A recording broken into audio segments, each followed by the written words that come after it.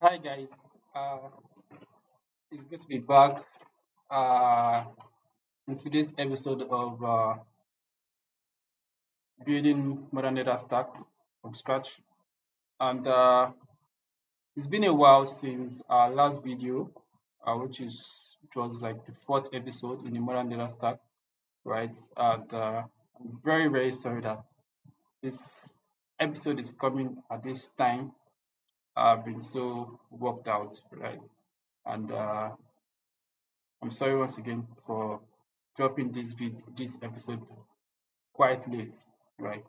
So having said that, let's just uh, dive into what we're going to be discussing today.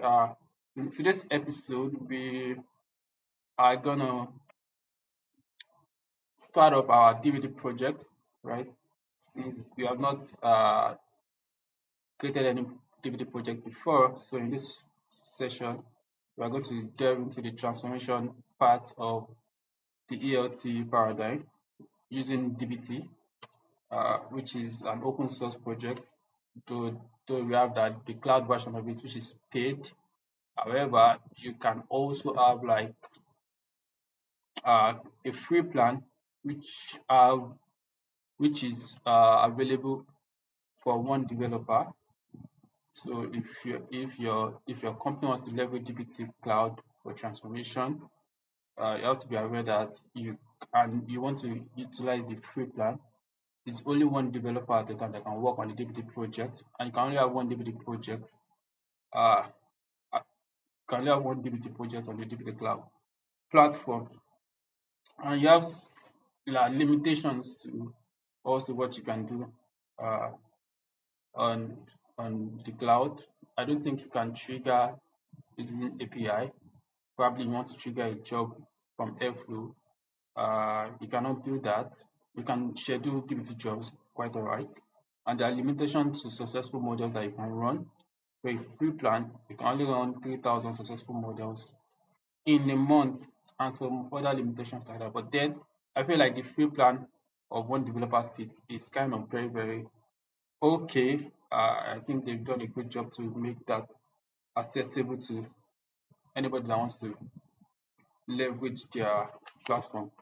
For the paid version, I think the minimum paid version is the team plan, which accommodates 5 developer seats, which is $100 per month per seat, I think. So let us go into it. What we're going to be discussing: we're going to create DBT project. We're going to configure DBT project on YAML file for the databases and schemas that we are going to be leveraging. Right. We're going to create DBT macros at schema database level. We're also going to be creating sources for our project, and also some tests, not like generic text on our sources. And also we are going to develop DBT models for the different layers we are going to be building, right?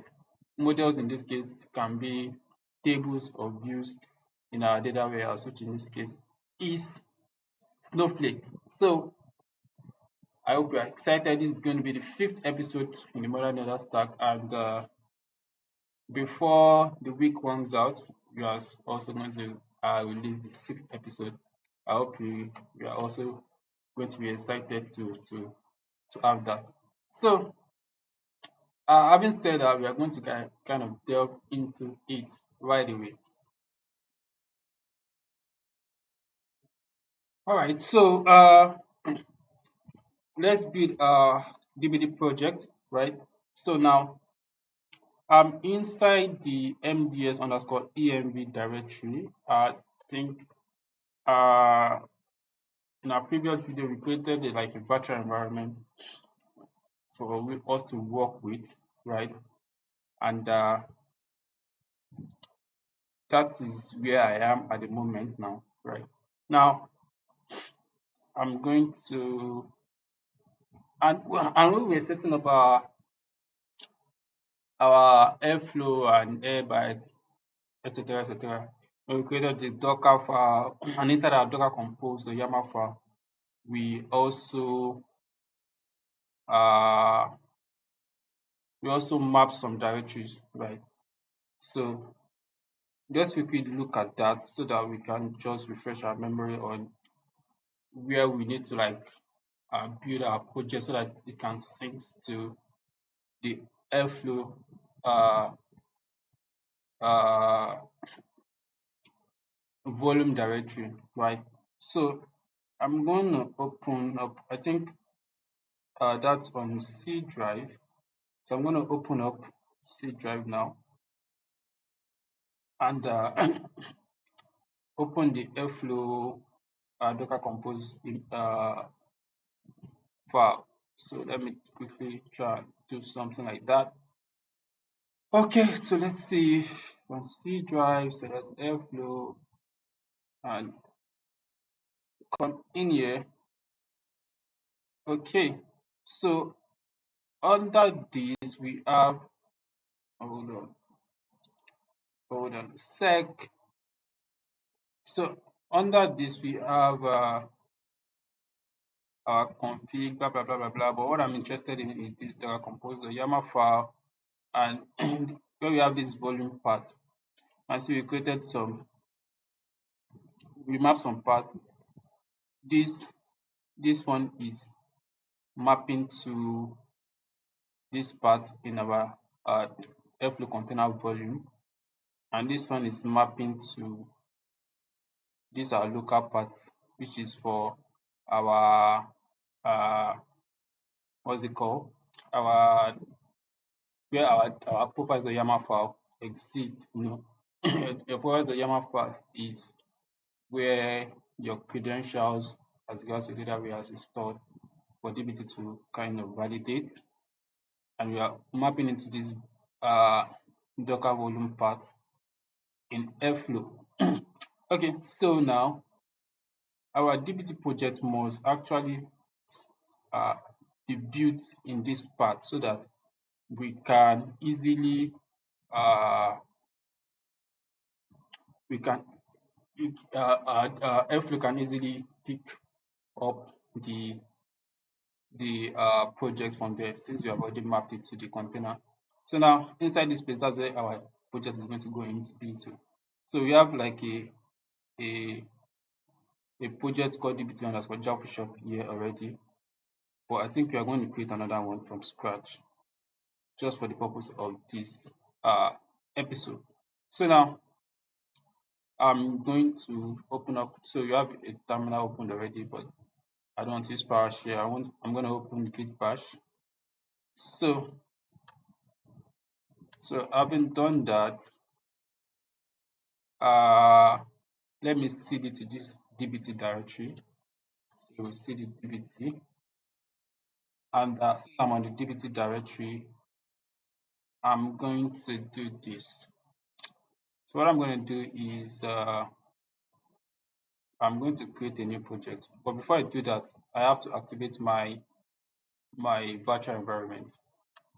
I think I'm going to use the MDS underscore env, whatever name you give to your virtual environment. Then when you created it, you should do that. If you're using Mac, I think you know how to do that. If you're using Windows, just like me, uh, you can just do this. For Mac, since I'm using Git Bash, the command should be similar, but the path is going to be different. Instead of your own path to be script slash activate, on Mac user is going to be bin slash activate. Just take note. So the path where my virtual environment is existing is under T drive. You have MDS E underscore EMV slash and slash script slash activate. When I do this, it has activated the virtual environment, as you can see here, that you have MDS underscore EMV in brackets. So having done that and ensuring that I'm under DBT part, this part here, right? I'm going to create my DBT project. But before that, I want to ensure that DBT is also properly installed in this virtual environment. So I'll say DBT version to check whether DBT is there. So it should return an output without without any error. and show the current version of dbt that you're working with. And we should also have the Snowflake connector because we are working with Snowflake data warehouse. So you should also have that. If you don't have that, then you have to install it. But if you are following the series, you should have that set up already. All right, I have 1.8.6 dbt version installed, though there are latest updates now. For my Snowflake, I have that also installed, and we have updates also available for that, but I'm not updating it for now. So now, uh, since we have confirmed that dbt is installed, we want to create our project. And how do we do that? The dbt, I think dbt init, then the name of, sorry, dbt, I think then the name of the project. So you already have dbt underscore java underscore shop. I'm going to create it to be just Java shop. I'm going to give the project name to be just Java shop, right? And you can see that it has created like a part called Java shop here, right? And it's going to, so on the terminal is also going to ask you to configure the stuff, right? So which database would you like to use? Definitely Snowflake. So I'm going to select one. So account. What's your Snowflake account? If you are following the series, you should know what it is asking for here. So I'm just going to go ahead and copy my own account details. I'm going to get my account details, so you can do same thing at your end. Let me see my account details. Yeah, I think I should get it from here. You can't see what I'm doing at the moment, so I'm only sharing this VS Code screen. So go ahead and do yours. This is my. So I'm just going to like remove all these slash https whatever. This I don't know whether it's necessary, though it's this value that's what you're looking for. Then all this snowflakecomputing.com, I don't need it. I'm going to remove it like this. So enter the username, the username that you created. If you're following the series, when you are doing the setup on Snowflake, you're going to copy that user. So I want to go and find that user now. Uh, where is my user? My user, I think I use MDS user. Yeah, that's what I use. I'm going to put it there. It's telling me if what kind of authentication that I'm using. I'm using password, so I'm going to select one. I'm going to put the password there. I have the password that you set up for your Snowflake account. You should also type that on the terminal here, or just copy and paste. So I'm just going to copy and paste mine there. Then the rule that I set up is MDS underscore rule. It should be similar for yours if you are using my uh, uh, the pattern that I used. If you give it another name, that's fine. Then the warehouse name. What's the warehouse name again? You can copy. I think it's MDS warehouse, but let me just confirm. I think it's MDS warehouse. So I'm gonna put that also there. Then the database that I want to use, I think I'm gonna use the MDS dev by default. I'm gonna select MDS dev. I'm still going to modify all these things though. Like I'm still going to like add some other details. MDS underscore dev. And the schema, I'm going to use raw schema. Let me confirm the schema that we created. Yeah, raw. Let me put raw as the default schema. So schema raw. Then threads. I'm just going to put thread. And what is thread? Or what are threads? Threads is the number of parallel executions that DBT should should be able to run when you are doing a DBT run, when you are running your models without any dependencies. So if several models, if we have like six independent models, it means that if I put stress to be 2, it means that I can run 2 of them in parallel, right? If I put 4, it means 4 out of those 6 can run in parallel. When those ones are done, the other 2 can then run. But if you put 1 as the thread, it means that if 6 independent models wants to run, they will run one by one. So one has to run, then finish running, then before going to the next one, right? So I'm going to put 2 as the thread here.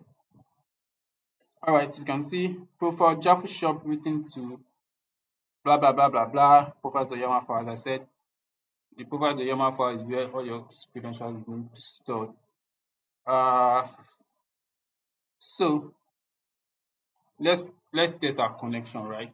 I think after creating this, we should test our connection and ensure that it's working. I'll do dbt test. Okay, not dbt test. I'm supposed to do dbt debug. dbt debug. So this is going to validate our connection. So, oh, yeah. So first of all, before I can do this, I have to cd uh into the folder that I created as Java shop. So then I'll now run the dbt debug now. So that way, dbt will understand that okay, you're trying to check for this particular uh project. So it's saying that blah blah blah. Let's see. Blah blah blah blah blah. Connection test skipped since no profile was found. One check field. Profile loading field for the following reason. Could not find profile name Jafu underscore shop. That is weird. That is weird, right? Because we created it, that's what we gave it, and it's saying it can't find it. Let's see. It's using the PT project to YAML file at this and using these profiles, the YAML file. So what we're gonna do now is to check our profiles the YAML file. It's on this part. This is my part here, right? Similarly, you can check yours if you have this error. So just to confirm that everything is fine. Ideally, password we're supposed to use like an environment variable such a way that we don't hard code the password of your data warehouse, right?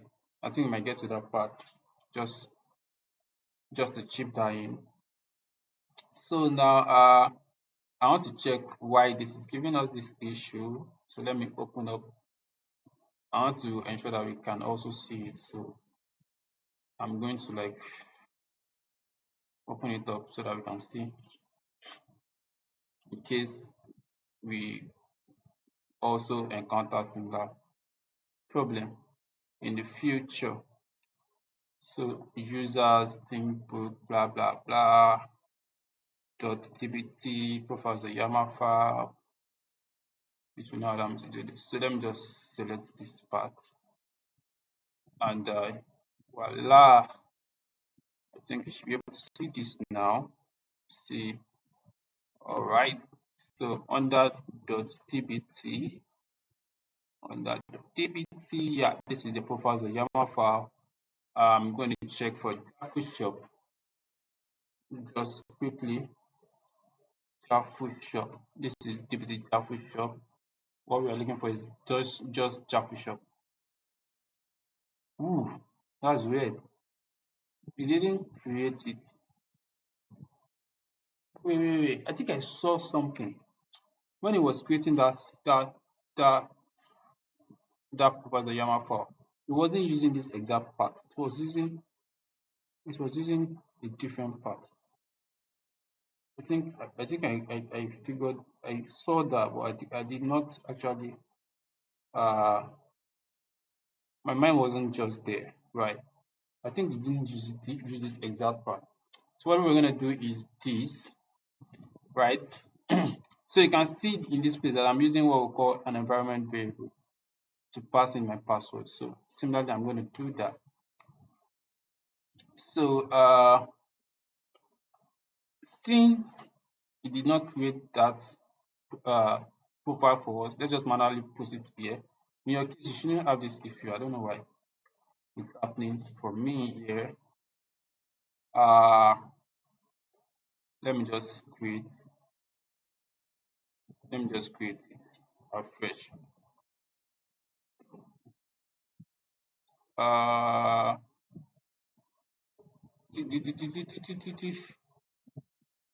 let's see.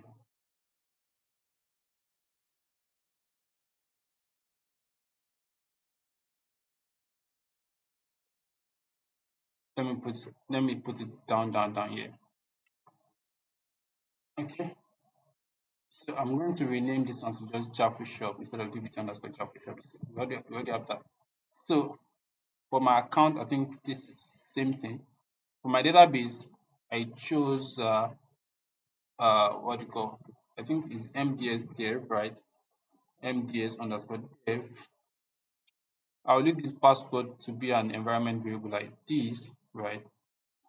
And what am I going to do? The role is MDS role. Don't forget the the schema is what is raw schema, right? Try to just create with two. The user is MDS underscore user. Warehouse is MDS warehouse, right? Just as the same. What you're going to have by default is dev here. What you're going to have by default is dev here. All these other ones are not going to have it, so I'm just going to remove it for the sake of this tutorial. And what you're going to have by default at target level here is also going to be dev. So this is how it's going to look like ideally. Let me put this on, leave this one as it is. So I'm going to save it. All these things we are going to come and make changes to them later. But this is how it's going to look like ideally. This is what you're going to have, right? So don't forget we have like an environment we call pass underscore. I'm going to create that. So since you already set this up on profile, so YAML file, I'll go back to my where we have the airflow directory, where we have the GPT project, so that we can just go from there. So I'm gonna open that folder right away. So C drive, select airflow, open folder. Oh, save. Oh, I didn't save this stuff. Did I save the progress to YAML file? Let me assume that I saved it. Can't remember whether I saved it or not.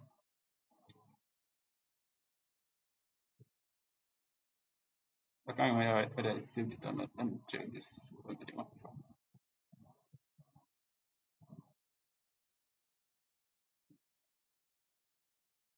Hmm. So the stuff that I created is stored in here.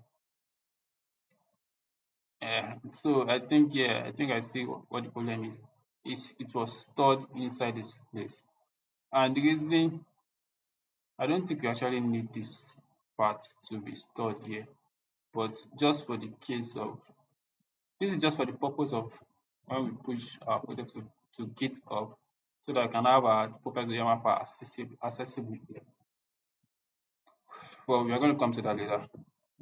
So the profile, as you can see what I said, Java shop, right? The target is dev. This is dev. As I said earlier, that is the typical way it's going to look like. So let's get to it again. So TDMBS, sorry, DBT rather, uh, and CD Java shop. And the word next is to like activate a virtual environment. So I'm going to use source So yeah, so it's slash c slash MDS underscore EMV slash script slash activate. All right, so let's do, since we are in the dbt project directory, we can do dbt debug.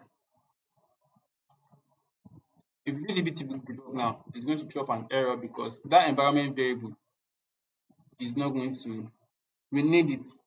We'll see now. Fail to connect to blah blah blah, incorrect username or password. And the reason is because is it needs a password, and the password is an environment variable that we have not defined. So now we're going to define the environment variable that say export. Don't forget the environment variable is part underscore. Okay, export part underscore is equal to our password. So the password, I'm going to just export it here as this. Then I'll do the bit debug. Let me echo the environment variable and just to ensure that we have it, okay, is there. So let's dbt debug again. Let's see.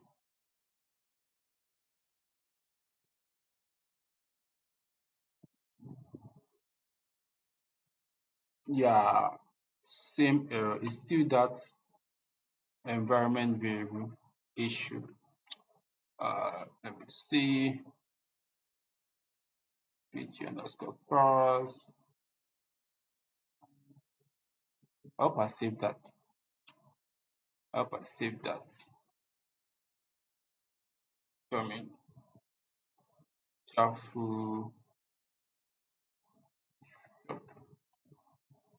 careful shop. This one I wasn't using environment variable for this. Da da da da da da da da. Um,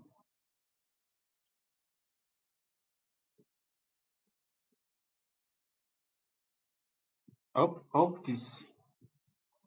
I hope the environment variable I'm using is correct. Path underscore.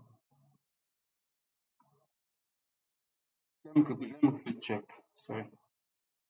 Let me quickly check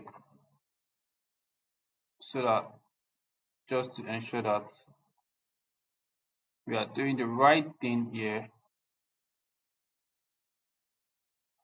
Let me check the password quickly.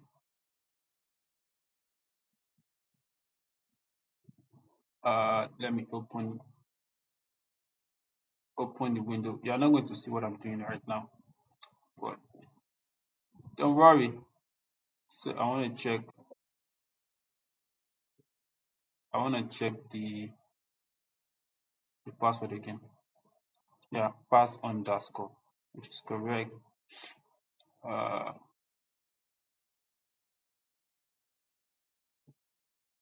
just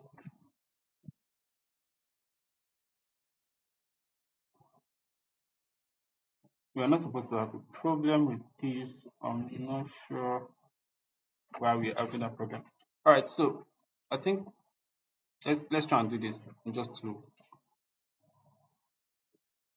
I will take with debug and use profiles directory, specify the profiles directory.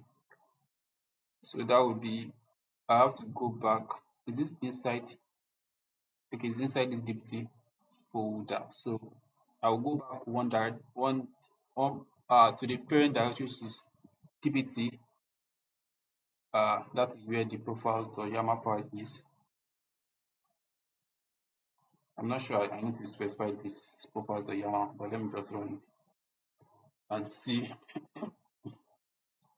So what I'm trying to say, I'm trying to tell dbt that it should use the profiles.yml file inside this dbt directory here, this one here. You know, by default, it's trying to use the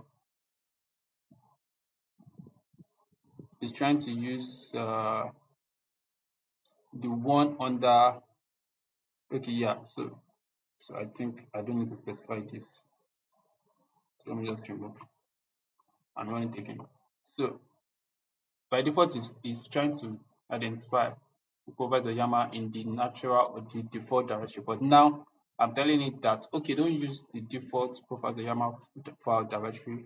Use this one inside this path instead.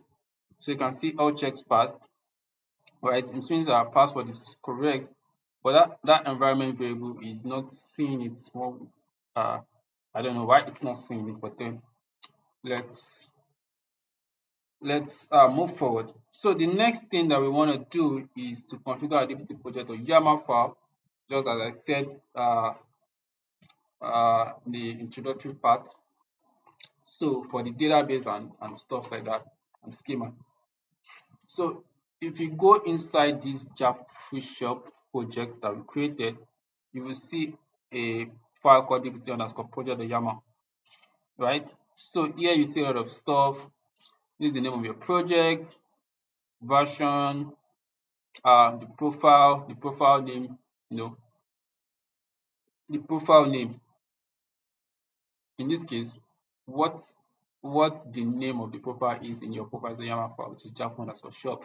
If it's another theme, then you have to like kind of modify it here, because if you see when we are doing dbt debug, it's telling us that blah blah blah Python pattern is using right the user profiles, then the dbt project or YAML file that it's using. So it means for it to successfully test our connection, it has to go to our dbt project or YAML file and confirm the name of the profile that we are using, and then use that to pick the connection details in the profiles of YAML file, then test the connection. So if you come here and change this one to Shop 2 now, right, and I save it and you do the debug again, there should be a problem. So let's try it. So you can see that it failed because if you look at the error, you see could not find profile name Jaffu underscore shop 2. So the name of your profile should match what is under your profiles in YAML file. All right, so let's get back to the and when you do that again, it's just going to work. All right, so another thing that is inside the TBD project or YAML file, we have what we call model parts, right? And this one is telling us, yeah, what you're trying to say here is that okay, our models, where should our models be, right? So in this case, is by default is the models directory, which is this directory called models here, right? But if in your own case the models is supposed to be in another part, then you have to come here and tell DBC that okay, it is not in the models part. Remember that it's using Jaffu shop as the root directory. So when I say models here, the models has to be under this Jaffu shop directory. If this models is in a subdirectory, you have to specify the complete path. So if you don't want your models to be in the models directory, you want to give it another name, right? All those things you have to like put it, configure them here. You have what we call analysis part, which is inside the analysis directory, which is this directory here called analysis. Test part inside the test directory, which is this directory here. Seed part which is inside the seeds directory. This is the seed directory. Macros part, this is macros. The snapshots part, this is snapshots. All right, clean target directory to be removed by dbt clean when you want dbt clean command target and dbt pack underscore packages. If you want any other thing to be clean, then I think you should add it there. Then full documentation, you can find it here and stuff like that. You can read about some other things, right, on dbt in their configuration, right? So another thing here is this place where you have models, the name of your the style here, the pattern here is that you have your project name, right? And you will now arrange your models in particular order, maybe starting from the directory, right? Starting from the directory and stuff like that. So if you look at these models, you have what we call an example folder. This example folder here, right? We have some models here. Models are built as .sql file, right? What is saying here is that every all the models inside the example folder, right, should be materialized as a view in your data warehouse, right? If I do a dbt run now, it's going to create these two models. So let's see what is inside here. My first dbt models. What this one is doing is that, like, uh using what we call CTE, which is common table expression. You are selecting one as ID, union all, select null as IDs, as source data, then select everything from source data. Now, you will see in here that they are materializing this model as a table, but in your dbt project, we are saying that materialize everything as a view. Now, which one now takes uh uh which one supersedes what, right? So when you specify in your model that this materialization should take place, whatever you do in your dbt project does not matter again, right? Since you are saying that this model should be materialized as table in here, then this is going to take preeminence, and is going to supersede what you have in your dbt project or YAML, right?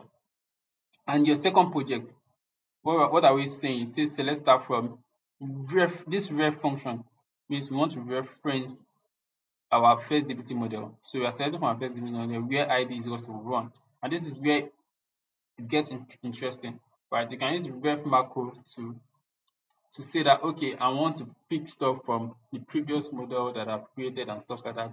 And it's it's able to also use this to create what we call a data lineage, right?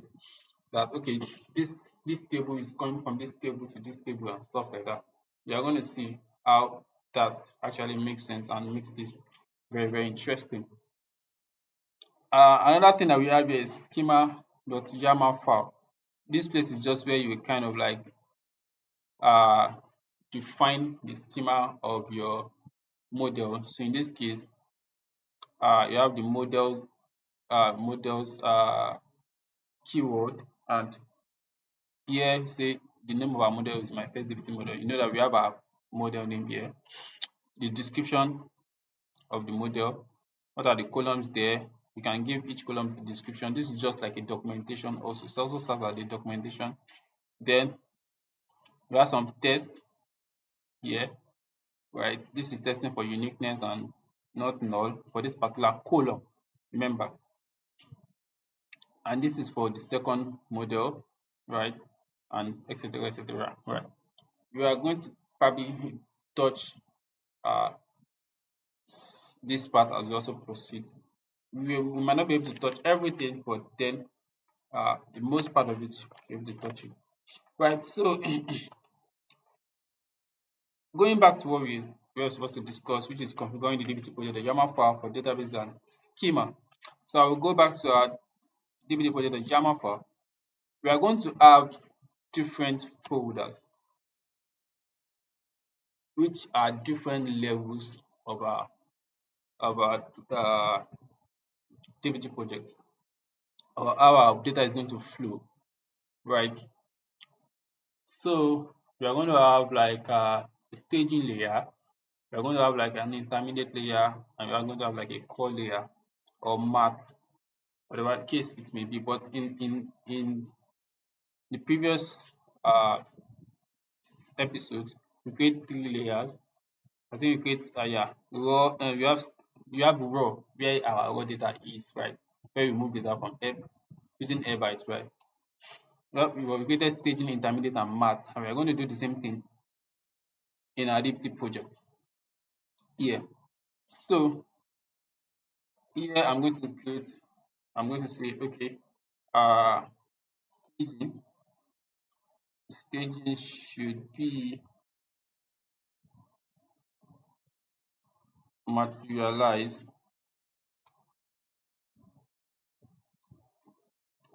Our staging to be materialized as view. I then intermediate. I want it to be materialized as table, and for the math, I want it to be materialized also as table. Now, let's see.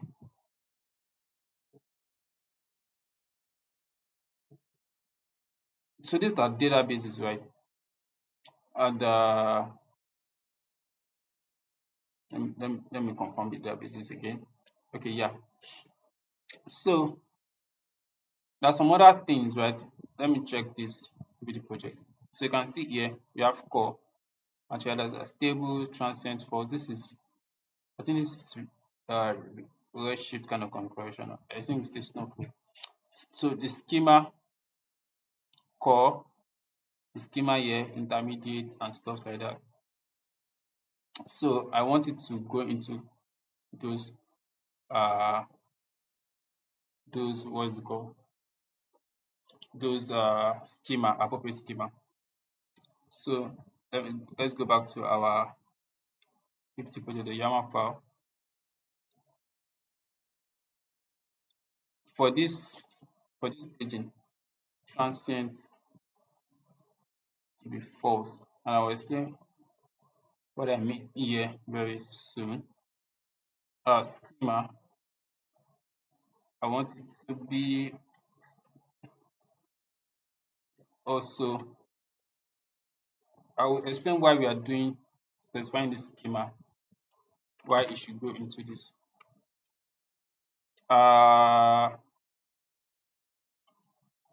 Also, schema should be intermediate.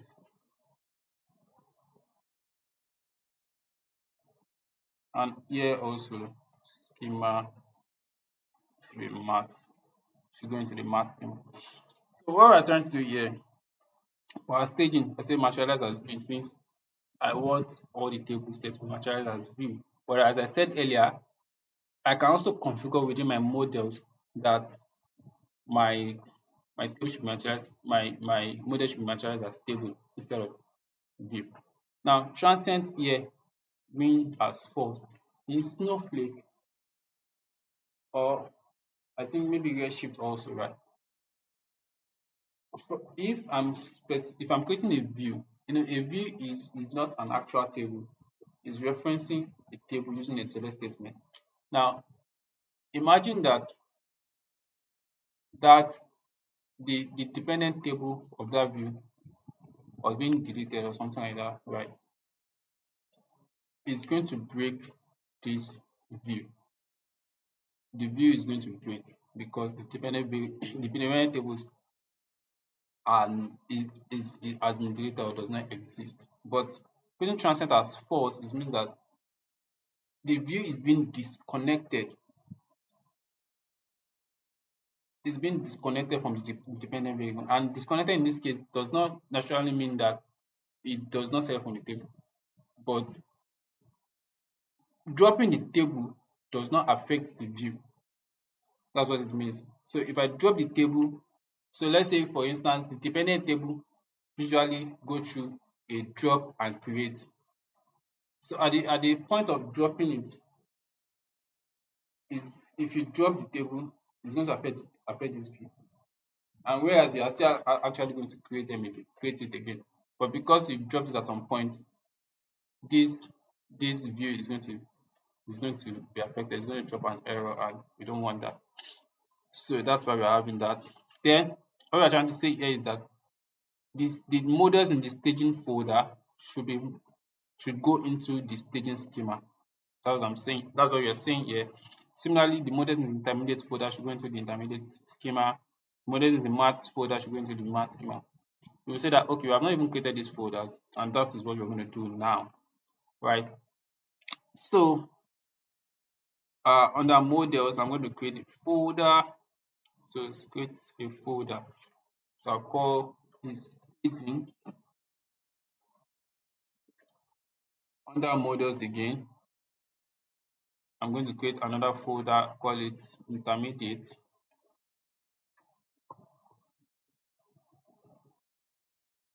Under models again, I'm still going to create another folder, call it math. Then we have those folders, right? So I think the next thing we want to do now is this, to like create macros for at schema and database level. And why are we doing this? Why are we doing this? Excuse me. Remember that in our profiles.yml file, we have this package is the YAML. Let me just play it from here. Where is it again?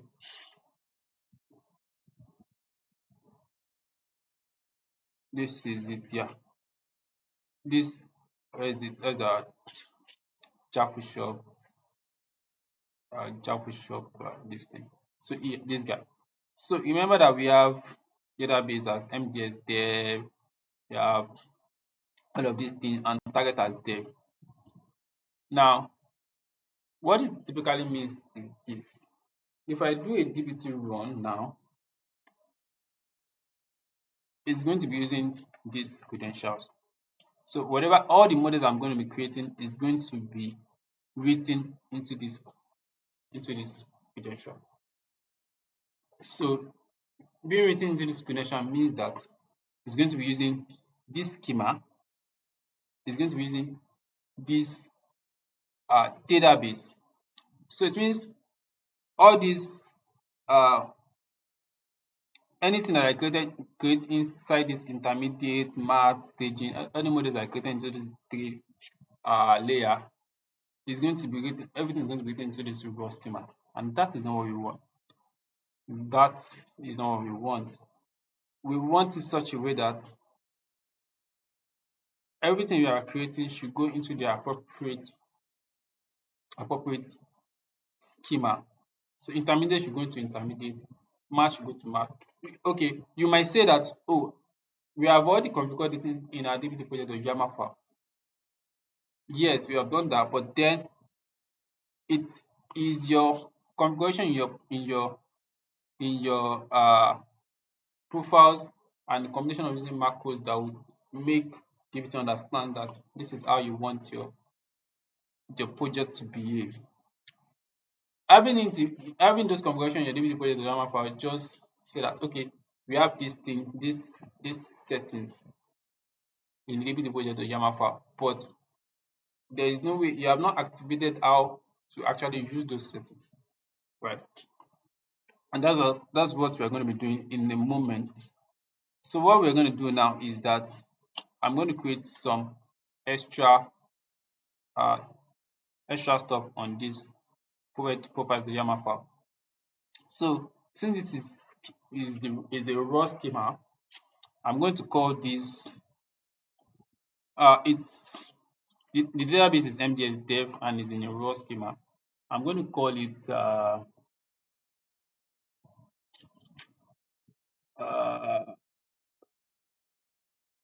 I'm gonna call it uh, what should I call it?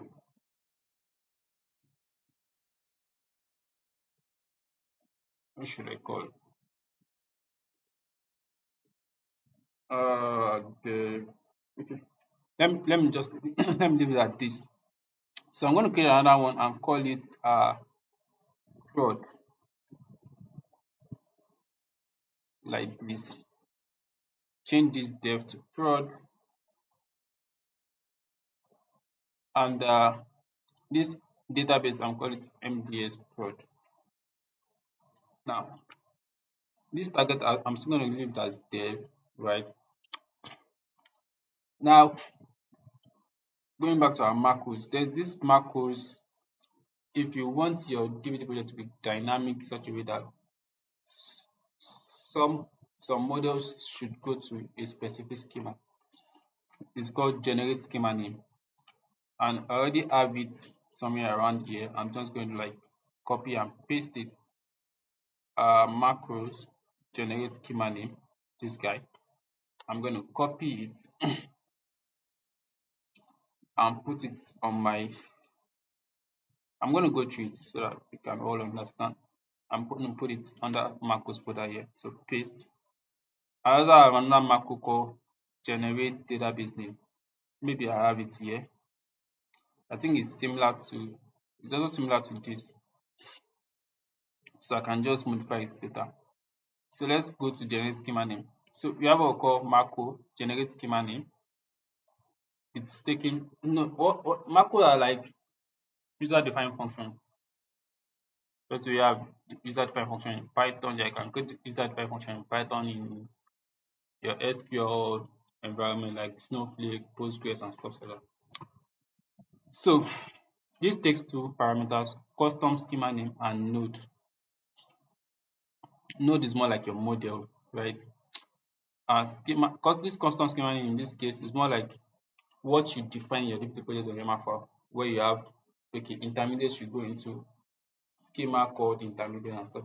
That schema called intermediate is the custom schema name that you have defined. Now, the default schema name is what it is in your profiles.yml file. If I go back to your profiles.yml file, you can see on your prod environment, you said schema is raw and stuff like that. These are your default schema name. The custom schema name is what you define in your project DBT project.yml file. So let's go back to our macro again. This is generate schema name. So I'm saying that set default schema to be target.schema. That is what is inside your your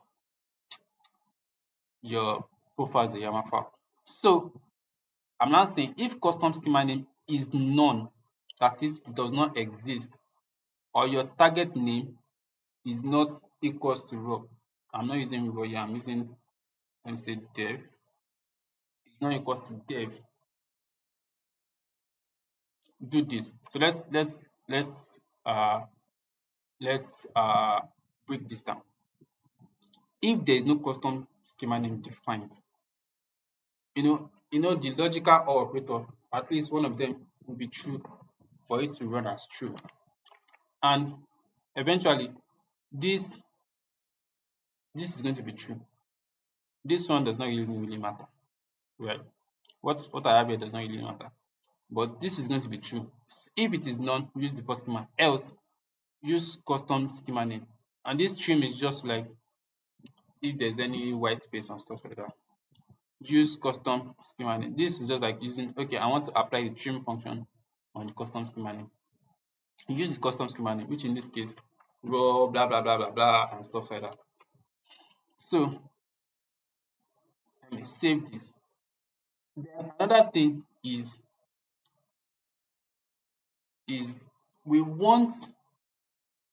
we want our uh we want our schema.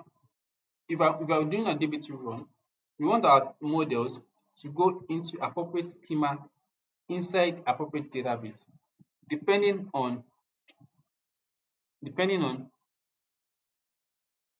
the target that you are using, right? Depending on the target that you want to use.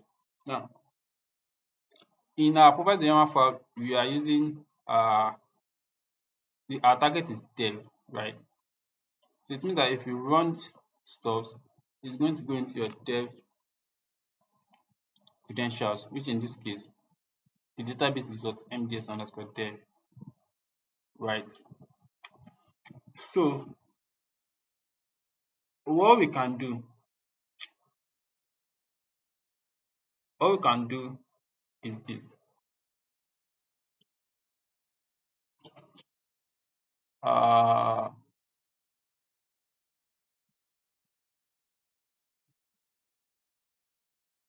we can be creative about how we approach this. So uh blah blah blah blah blah. So I'm going to duplicate this macro and call it how can I duplicate this now? Okay, let me just copy this. Let me copy the code and then create a new macro and call it generate database name .sql. The macro is going to be .sql also. So I'll paste this. I'm going to change it definitely. The macro name is generate database name. Okay, let's call this one custom database name. Custom database name, node and stuff like that. I'm not done with the configuration. Let's go to should we go to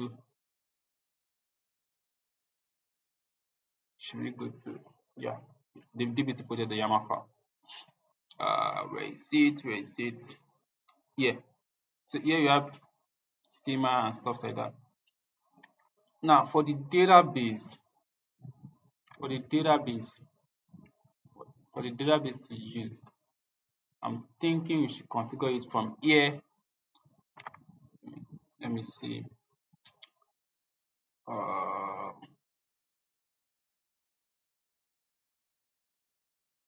uh, there are many things that's coming to my mind. Is that using environment variable or yeah, environment variable, environment variable.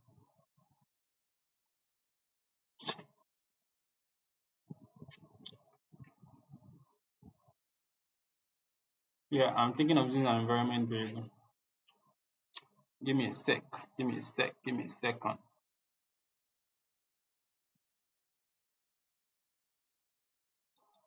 Oh my God.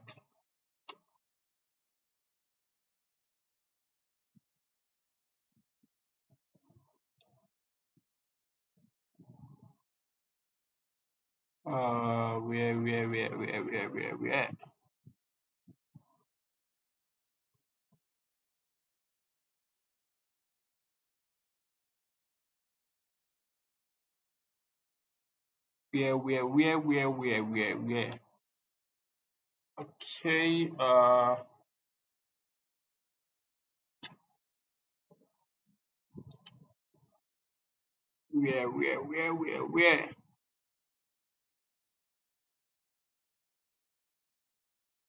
Okay.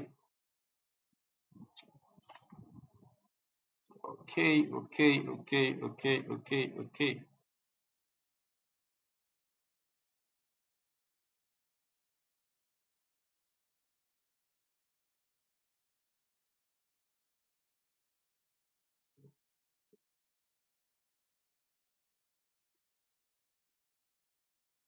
Hmm.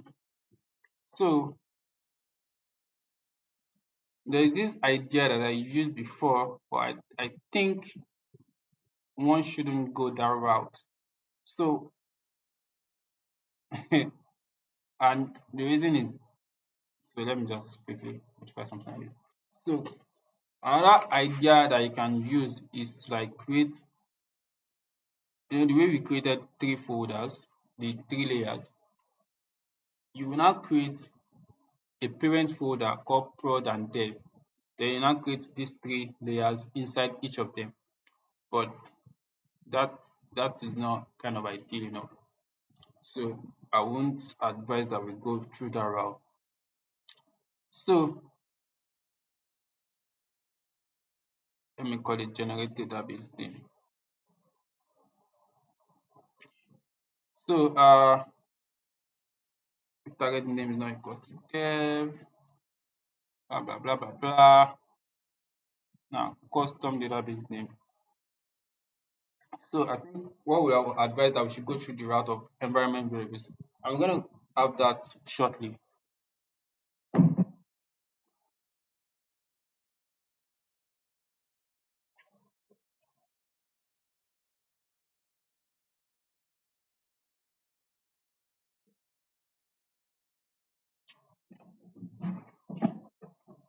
All right. So I'm going to define um we're going to define variable in the dbt project.yml file.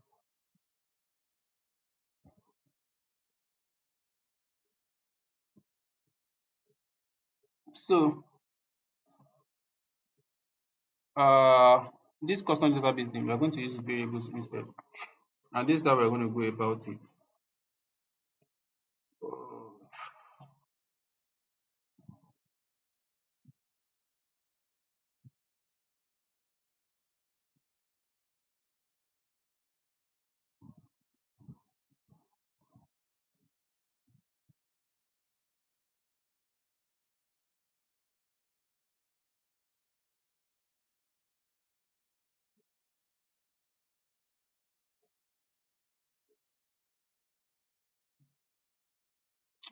So where's the dbt project.yml file?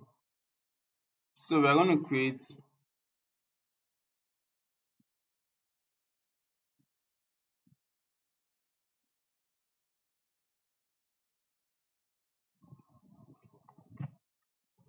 let me specify config version to be 2. Then we're going to create some uh variables.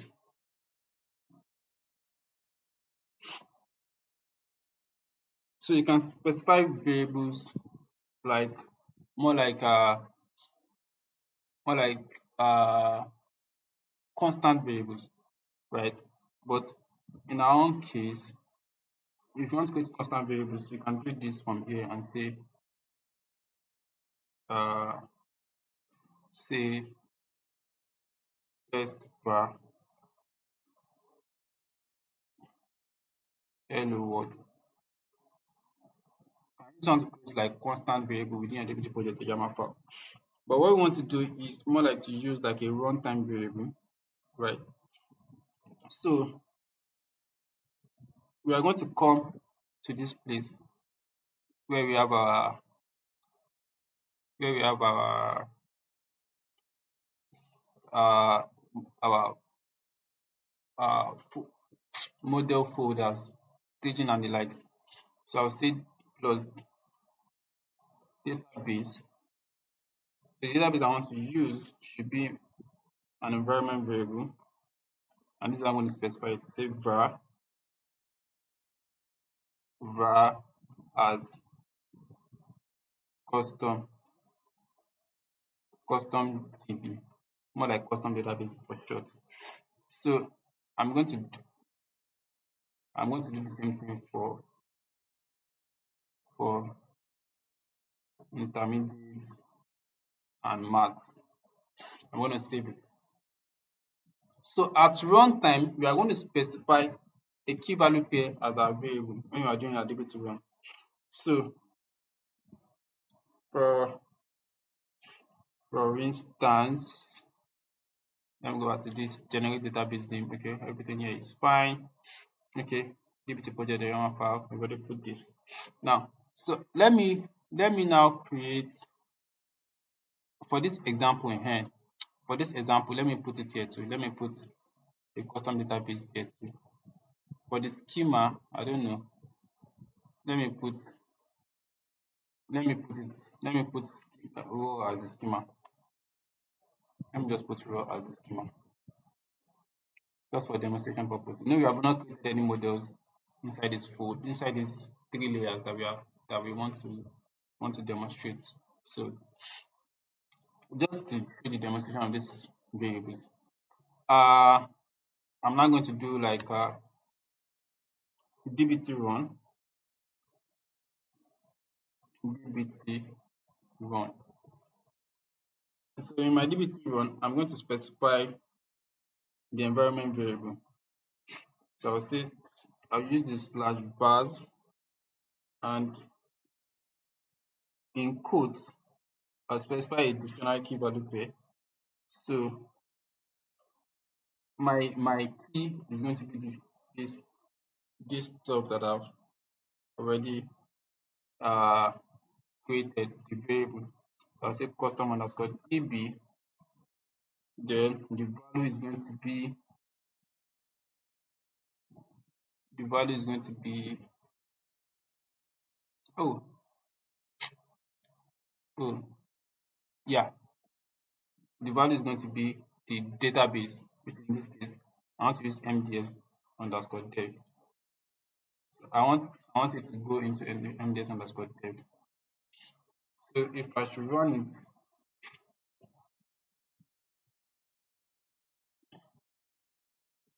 what was it saying? Saying that line 42, say syntax error near line 42.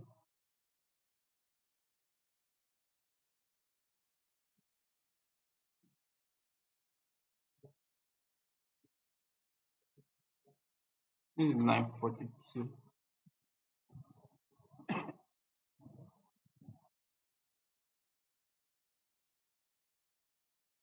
But why is it complaining about that?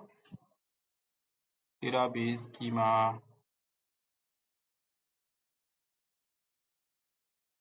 I'm not sure why it is complaining that.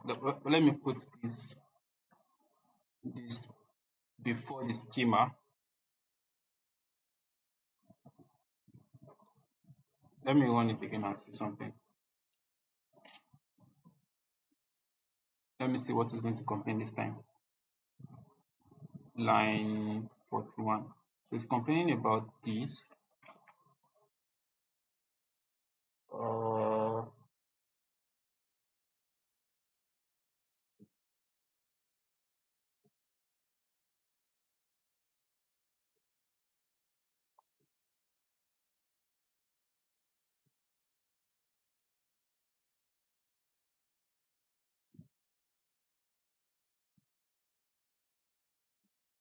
custom TP.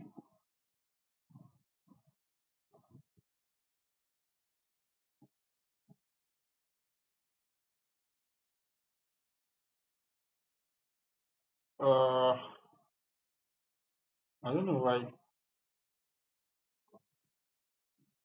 Okay. Okay. Since you only have one variable that I want to pass, putting it in a dictionary, it does not matter. So let me run this again and see something quickly. Okay. Says why constructing a mapping equals string. There's usually issue when you are trying to create this environment variable in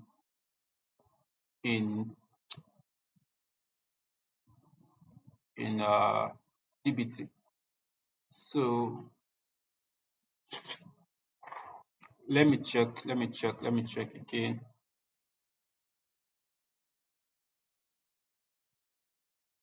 So let me try and put this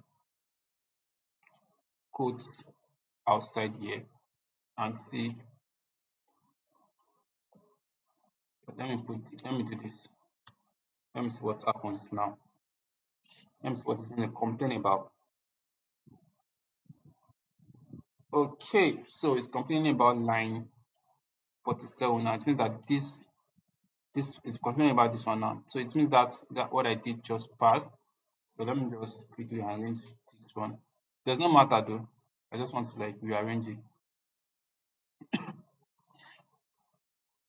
Let me do it. So yeah,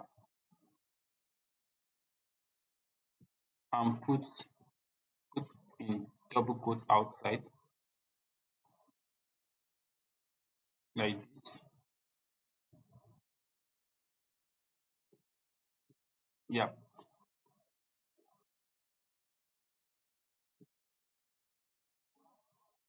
And there's one again. There's one again.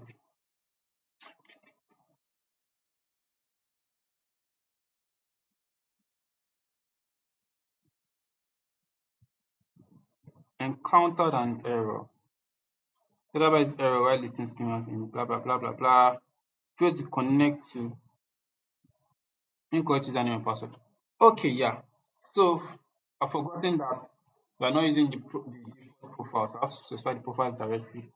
So profiles directory to be this part. So let's run again.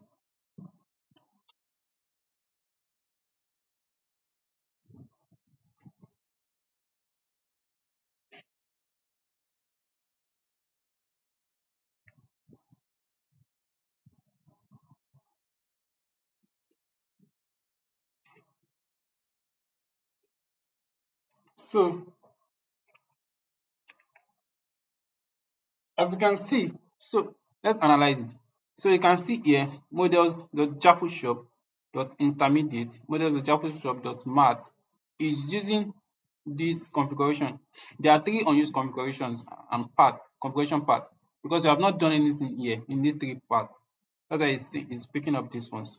As you can see, it's also picking the custom schemas. And for the and for this one that we have existing models inside, which is the example models.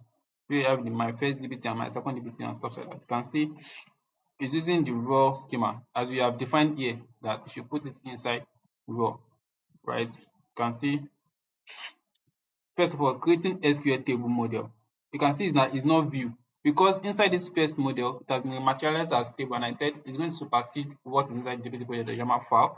So it's putting inside raw dot my first dbt model, which is the model name, and also the second one is what is a view raw dot my second dbt model. The two of them passed, and they should be saved inside this custom db, which is MDS underscore dev. They should. So look at them. Let's look at it on our Snowflake database. So let me share that with us. Let me share the Snowflake browser. All right. So here MDS dev, right? Underscore, we're under the raw schema. Right, go there now. Let's see tables. You can see my first dbt model is there. Views, my second dbt model, it is there. So it's going to go into those places, right? So that's interesting, right? uh Let me now say that I want them to go into my prod database. All I just need to change this, I need to change it onto MDS underscore prod and run it again. It's going to go into the raw schema in the MDS underscore prod database.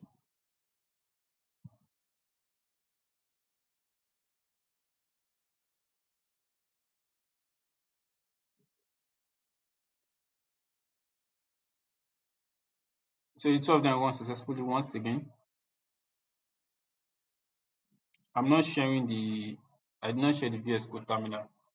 So I've already, sorry about that. So I'm going to go to MDS underscore prod. So I just changed the custom DB to prod. So let's go to raw schema tables. You can see my first DBT model is there too. Views, my second DBT model is there. So it should, I guess we understand that part now. So let's go back to our VS Code. So I'm going to share VS Code now. My God. All right.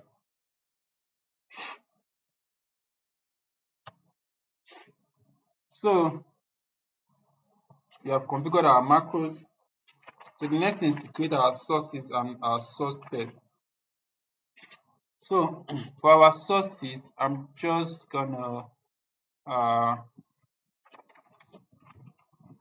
just gonna uh say, okay, I'm going to create uh the sources file under the models folder, under the root of the models folder. So under this models folder, I'll create a new file. I'll call it sources.yaml. So here there's a pattern of creating sources. So without wasting much time, I'm just going to like pick up like a pattern and we just modify it from there. Uh, Let me pick up a sample project.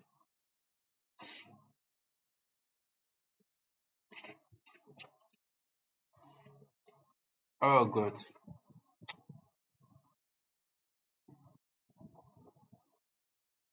Uh, do do do do do do do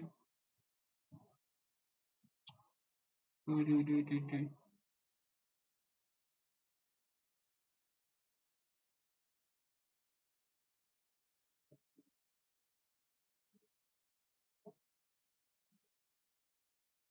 Eh, pa, pa, pa, pa, pa. I think we should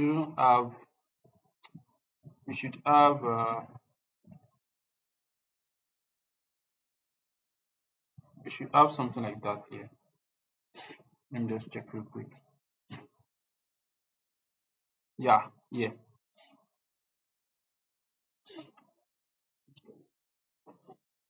So this is it. Yeah. I'm just going to like put it inside our sources, the YAML file here. So this is how it's going to look like. The sources, the name of the source. So I call it Jaffa Shop. The description, give it the description. The database, here is MDS. So I will not give it explicitly, I will not name the database explicitly. So I'm going to use uh this, I'm going to use this variable name instead. So that having to explicitly type database name. So the schema is raw, right? I think we have these six tables. Let me just confirm from our Snowflake environment. Uh, 1, 2, 3, 4, 5, 6. Yeah, 6 of them. Uh, so these are the tables and stuff like that, right? So here we have defined the sources this way, and another thing that you can do is to like define tests, document the columns and all, right? But perhaps in this case, there is no need for that, as the format of our source is not denormalized, right? We check your source, all those sources. Let me just quickly check them on the data warehouse. The the the data itself is in JSON format. Let me just quickly check that.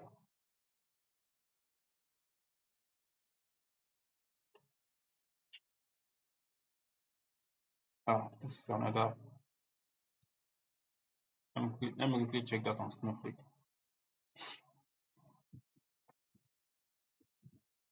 MDS prod uh, raw schema, and say select start from Jaffa and of customers.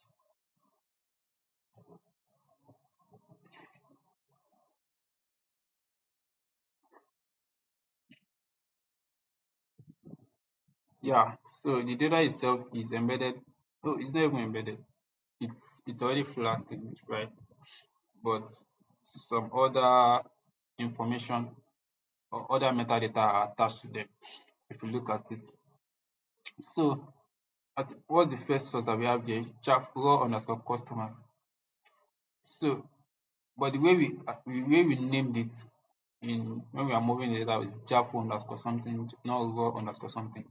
So we are going to change it to Jaffa underscore customers. This one also Jaffa underscore items, Jaffa underscore orders, Jaffa underscore projects, Jaffa underscore stores, then Jaffa underscore supplies. Okay, I haven't done that. What else? Uh, okay, we talked about probably documenting the columns, right? But I'll just do like I'll not go deep into all the columns, so just because of time. You can use the format in this schema.yml file here. So let me just show you, and let me put it right here. So where you have its name, which is this blah blah blah blah blah. You can put description just like this, and say this table contains raw information of customers in Grapho company or at Grapho company. So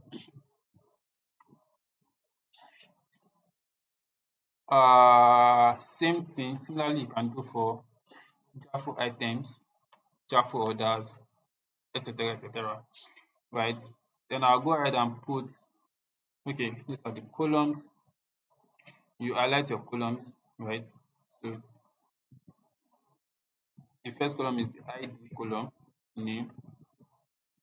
The name of the column is ID. You can put like a description, say this is the unique ID of a Jaffa customer,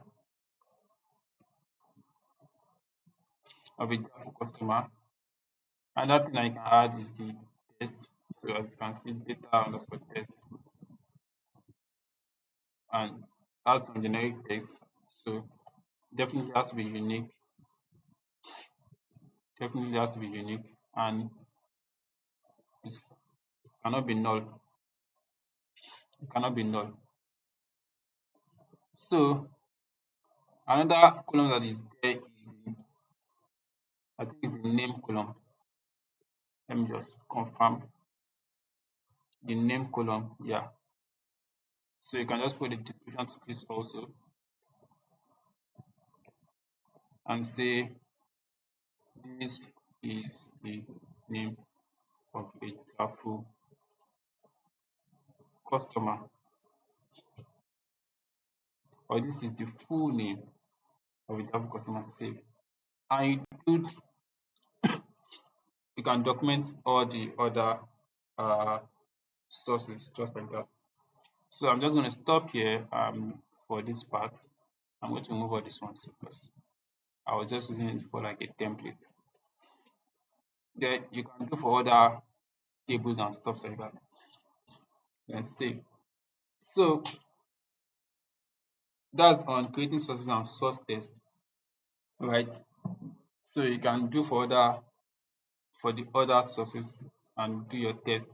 We have several tests that you can do: professional integrity test, relationship and whether a column contains some set of values. I think you have up to like 5 generic tests.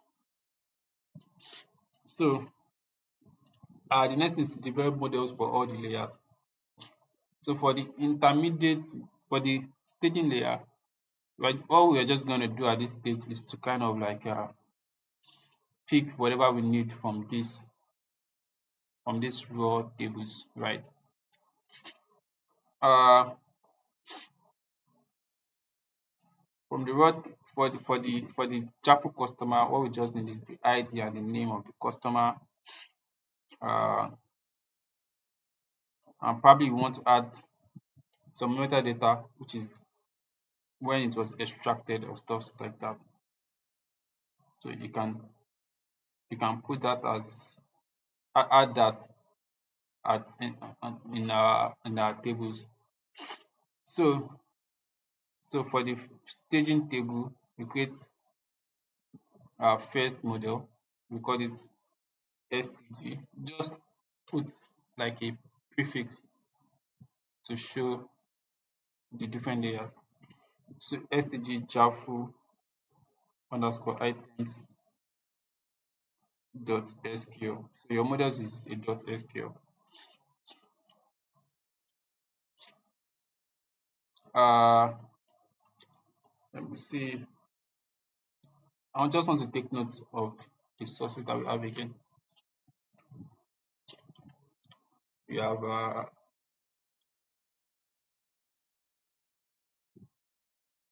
excuse me.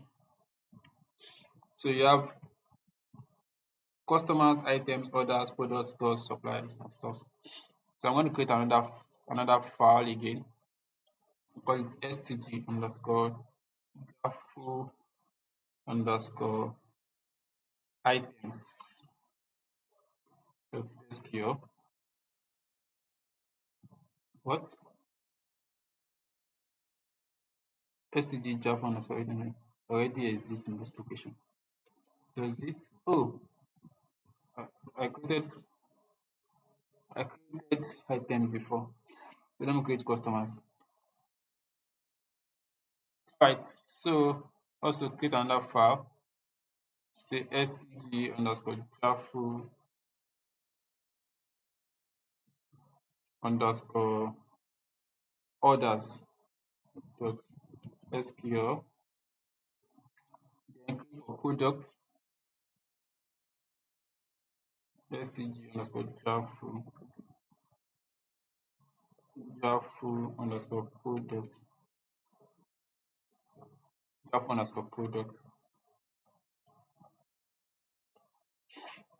dot sql. Then create another one for stores underscore stores dot sql. Create another one for supplies, right? Supplies.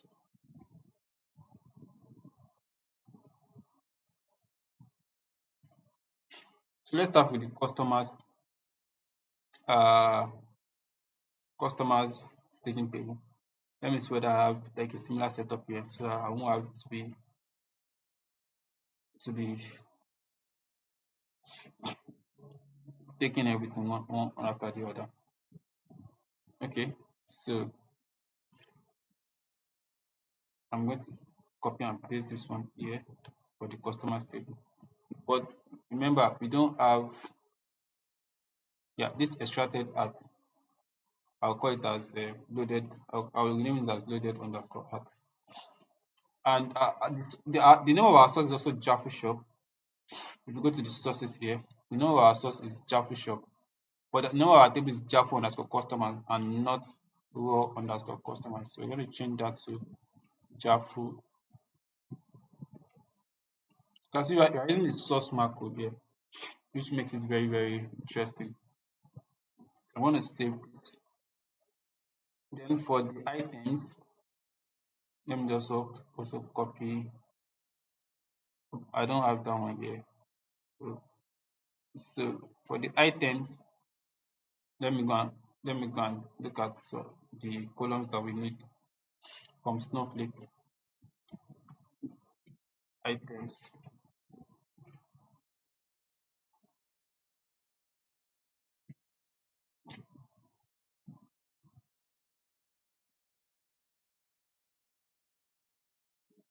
So for the items, I'll just say we have these details for the items. So I just want to copy this one from Snowflake.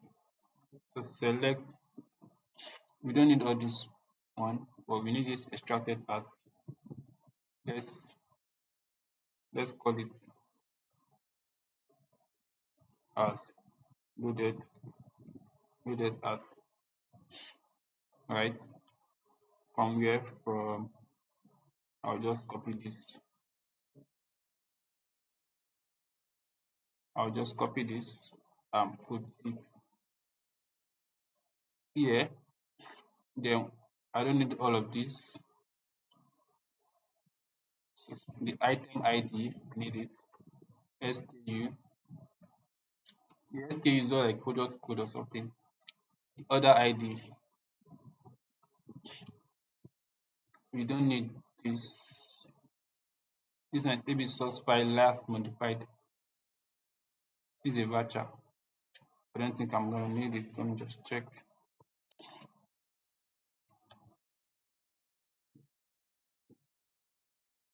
Let me just check. Let's see. Actually that, okay, I need that. I already picked that. Then last modified at. Yeah, probably we can just put that also. Uh, probably can just put that. 1003 blah blah blah blah blah blah. I don't think we need it. So we are going to remove this. So we have this for our items. So we name instead of one as a customer, so we careful items. All right. So let's go to orders. Change this one to orders. Then let's go to products. Change this to products. We are still going to change the column name that you are calling it. So change this to stores. Then here change it to supplies. Then let's go back to our, I think we have already done items. So orders, let's go and pick the columns from Snowflake. Since you don't have the information on top of our head, so orders,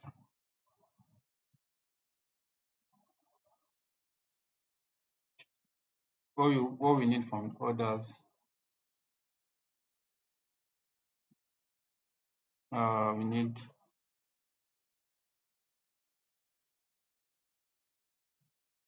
I want to copy the definition from Snowflake. So these are the stuff that we have there. So this ID, we have ID, name that as, we're going to name that as order ID. Yeah. Then we have customer, which we are going to name as customer ID. I think we should do that on the customer listing too. SKU, we don't have SKU here, but we have store ID. Store ID. Subtotal, we have what we call subtotal.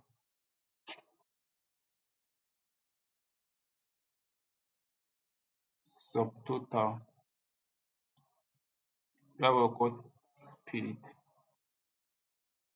Tax paid. We have what we call ordered at. We have called ordered total. Ordered total. All right, so I think we are good to go at this point, and I'm going to remove all these ones here. Okay, then let's go back one step on the items table. This ID, let's name it as item ID. Item ID. Yeah, and this on the customer side. Yeah, let's name this one as customer ID. Let's just put everything in uppercase for uniformity. This one as customer name, and this is loaded up. Okay, then I think you need to configure the products. Oh, items, products. Yeah, products. Let's go and get the information of products table.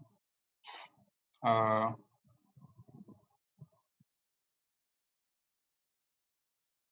Let me put this here.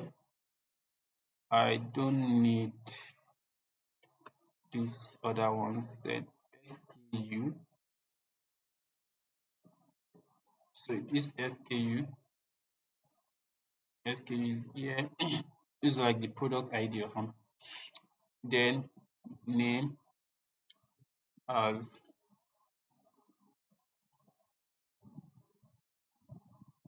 product name. Uh, type type as product type. What else? What else? Price. This price. We're going to alias it as unit price.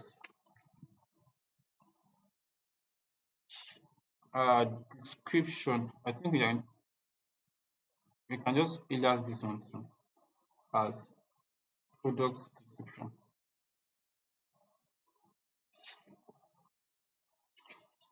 What else? What else? I think that's all.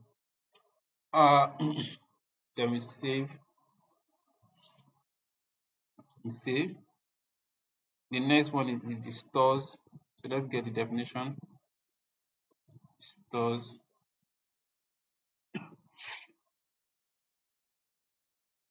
The stores. We don't need all these. The ID. Alias it as store ID. Uh, then we have name. Let's alias it as store name. Store name. Then we have tax rate. Then we have ordered at or opened at rather. I think that's all. Then we save it also. Then we have supplies. Supplies. Let's get the definition.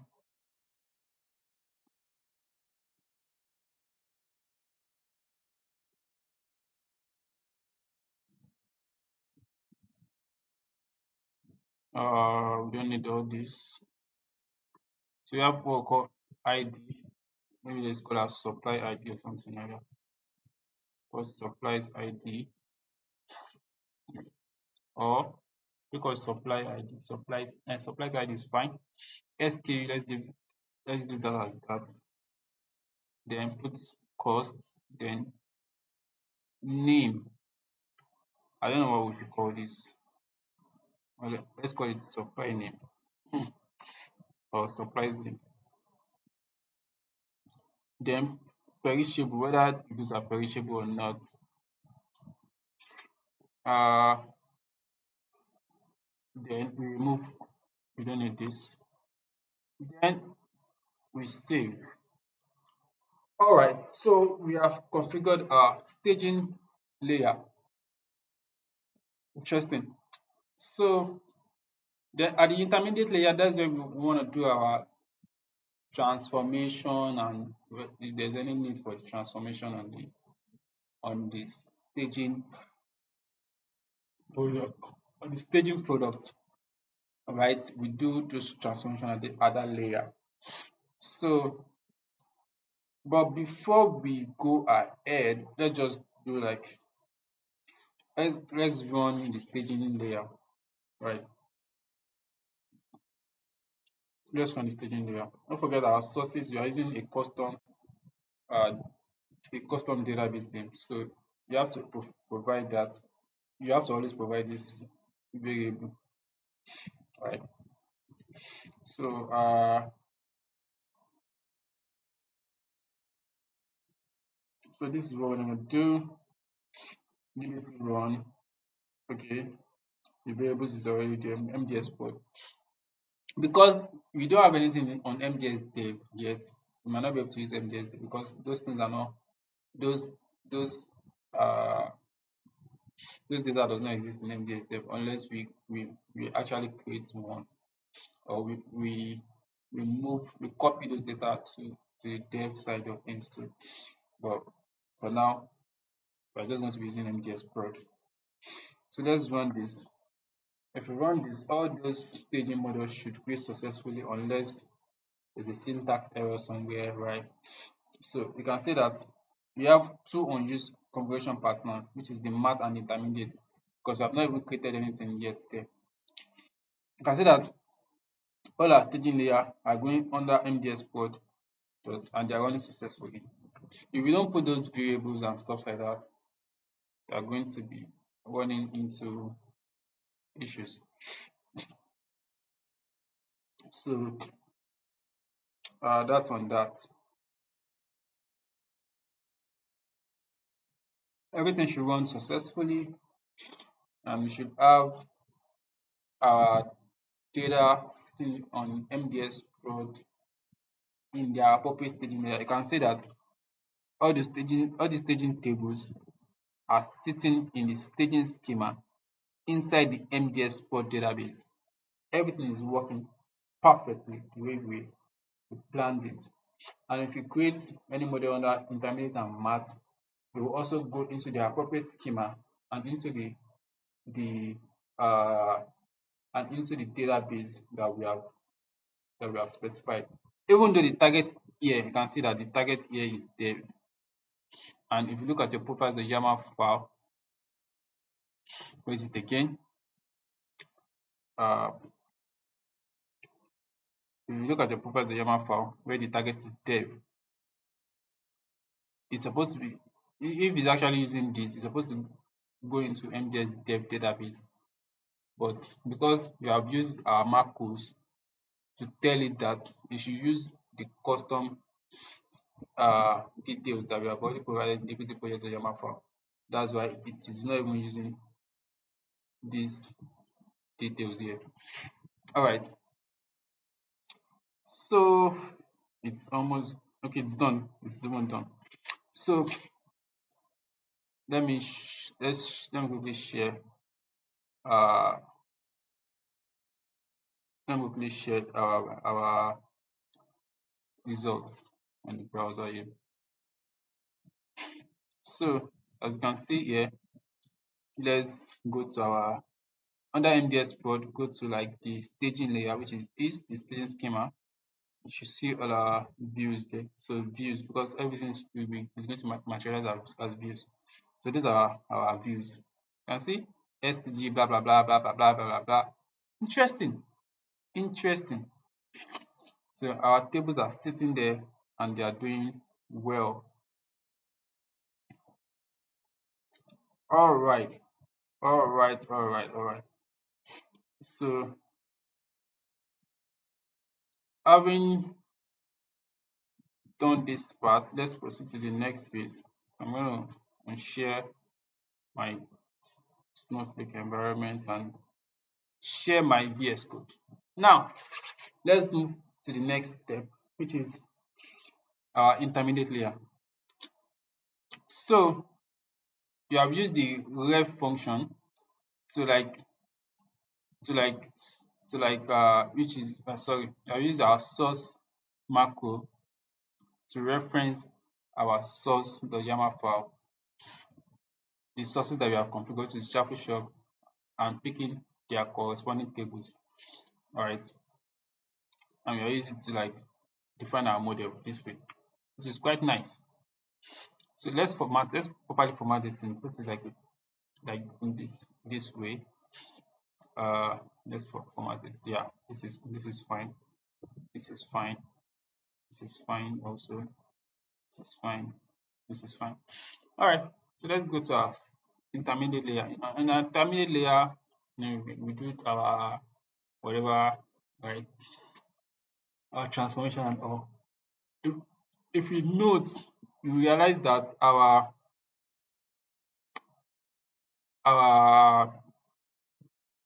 what is it called? Our tables are not in their right format. So let me share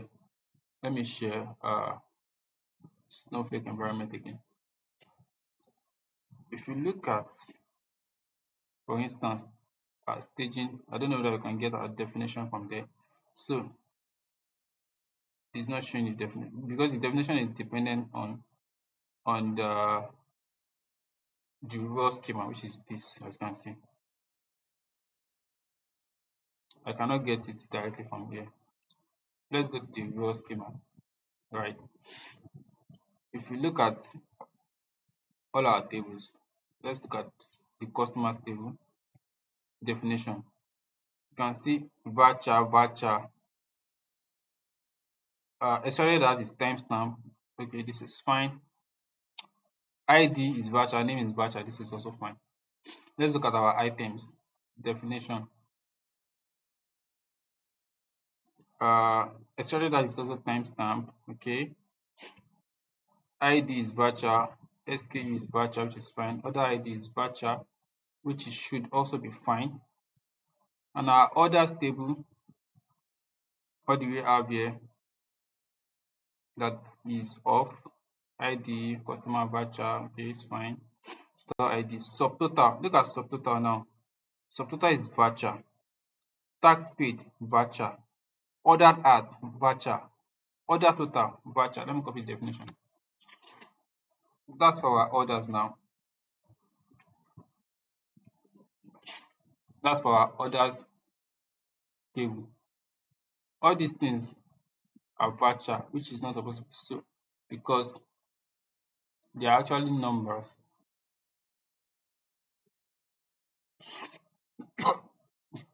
Excuse me. So this subtotal is supposed to be actual numbers, tax paid actual numbers, and ordered at is supposed to be a proper timestamp. Order total should be also numbered.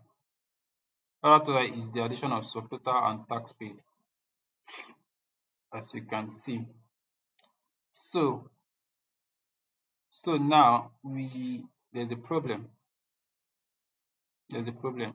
We have to like convert them to convert them appropriately. So let's start from,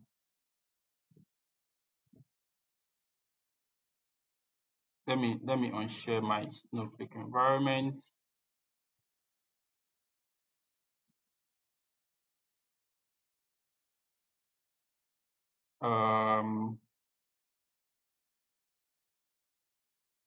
All right. So let's we can yeah let's create our intermediate layer for all the models. So for any intermediate layer, say in careful underscore customers dot sql. Then let's create for items dot sql. Then also orders dot sql. Then also products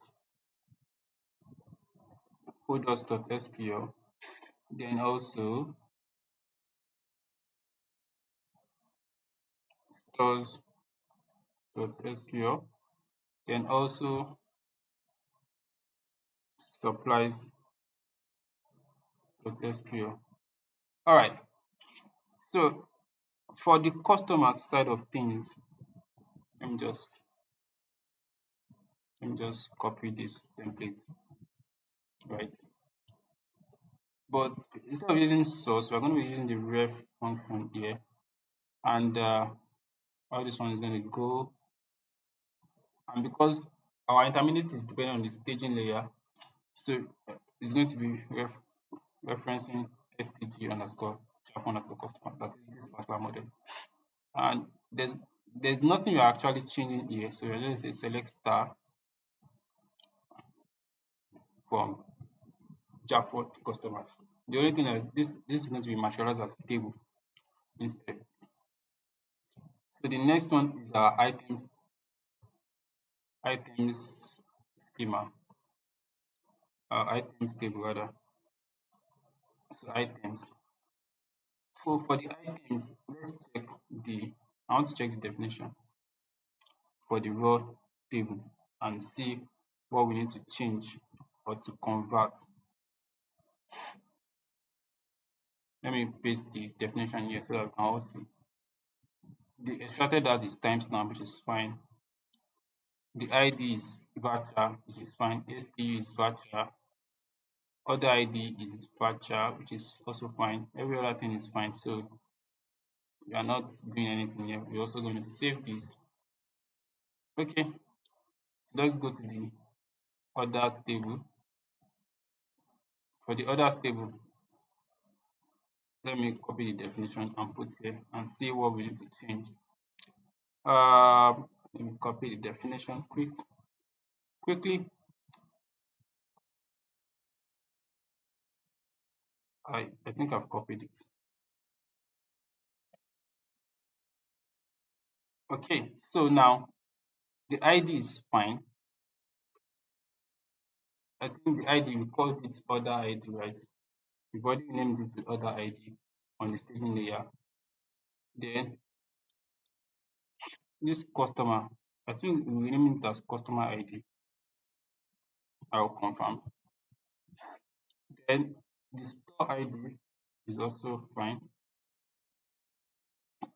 Subtotal now, because it is virtual, we need to like convert it. So we are going to like cast subtotal as integer. I think they are all integer. And alias is that still subtotal. Then the next thing, tax paid also.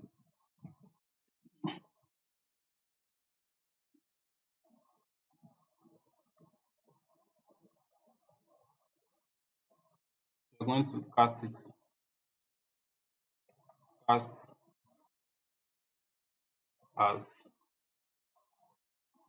integer. This is also integer. The next thing is ordered at. Ordered at is timestamp. Cast ordered at as timestamp as ordered at. Then the next one is the order total, right? Cast order total. I think also as integer as order total. Uh, what else? What else? Okay, this the loaded at variable, the loaded at attribute. I'm going to put it there. I think that one's already timestamp. Okay, so I think this should be fine. Let me confirm these names so that we customer ID, order ID. Okay, store ID. I think yeah. Let me call this. Let me put this as capital letter loaded at.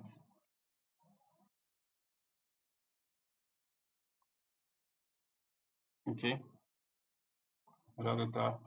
All right. So I think this is fine, and we remove this part. All right. So the next one is the product table. Let me copy the definition from Snowflake. Product table. Let's see whether anything does not need to change. SKU name type. This price has to change because price is a number. So let's check product. Let me check whether it's numeric will serve the purpose. I just want to see. Chafu. What? Chafu underscore product.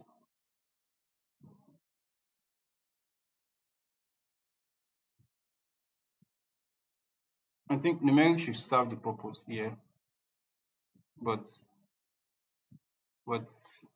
there's no data in here yet. So numeric should serve the purpose. I'm gonna pick, where is it, products. So let me just copy this template and put it right here. Don't forget this has to be ref, and you name of the the model you are referencing is staging Chafu products. So you are calling SKU, product name, product type, price, which is unit price in this case, as unit price, as integer, elastic back as unit price. What else? What else? This will stay as this. Product description, and this is going to be loaded at. All right. So then remove this. Yep. Then save. Let me rename this loaded at here as uppercase. All right. So the next one is the stores. Let me see the stores here. I think what I need to change is the or the tax rate. The tax rate, I'm going to check it. And this open at what the definition is like. So let me copy the definition again. For stores, just to learn what needs to change. This tax rate is VACHA, it needs to change. This other open at is VACHA, it might need to change. Let me check. Let me check it. For stores.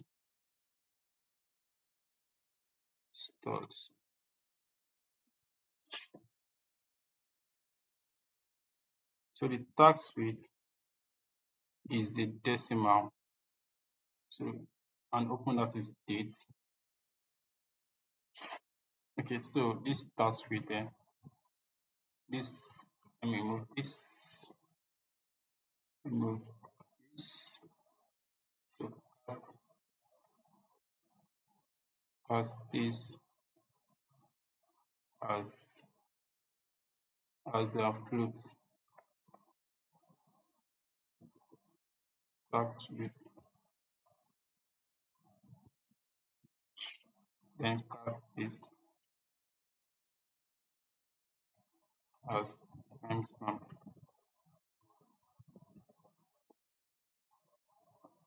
Open at, and this one loaded at, just put the uppercase.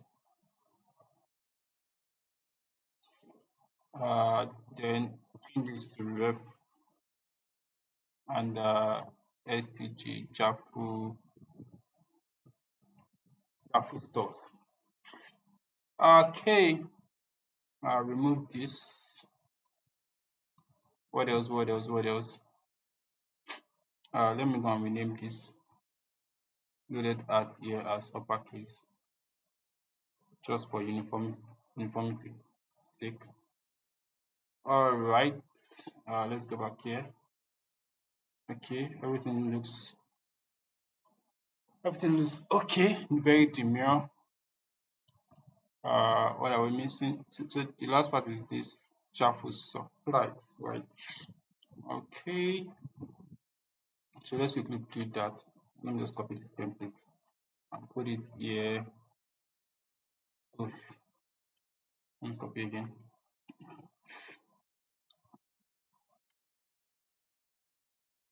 Oh, that came out wrong.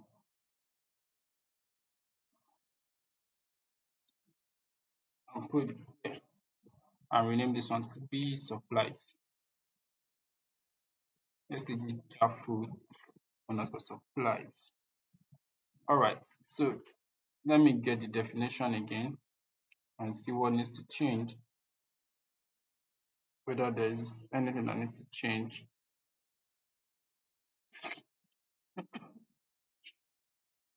No, supplies. Supply. Cost. I think what needs to change here is the cost. Let me just quickly check the actual data.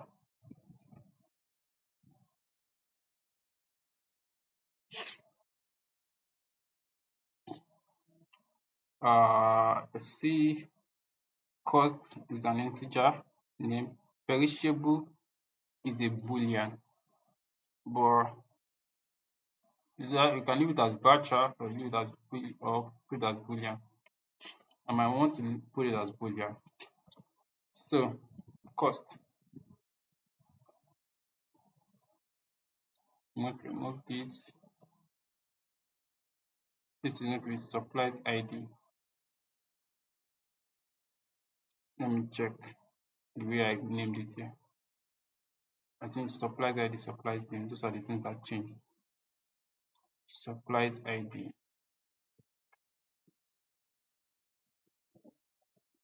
Supplies ID, then LAU,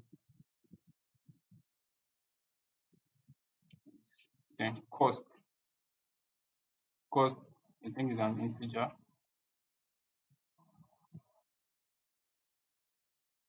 Give it as cost, then supplies name. Supplies name. And perishable, yeah, perishable. So cost perishable as, I don't know that bool or boolean should be the case here, as perishable. Then loaded at, put a comma here, then loaded at, I think that should be it. Let me confirm whether the loaded at it also, yeah, put as uppercase here, loaded at.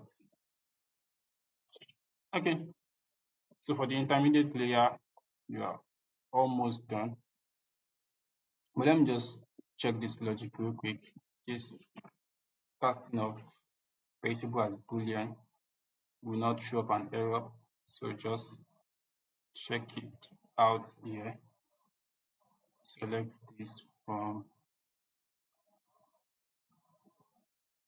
graphic supplies.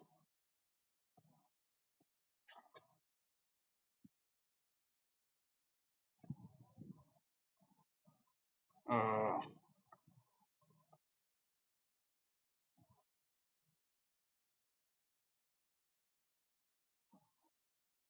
uh, okay, let me quickly check that.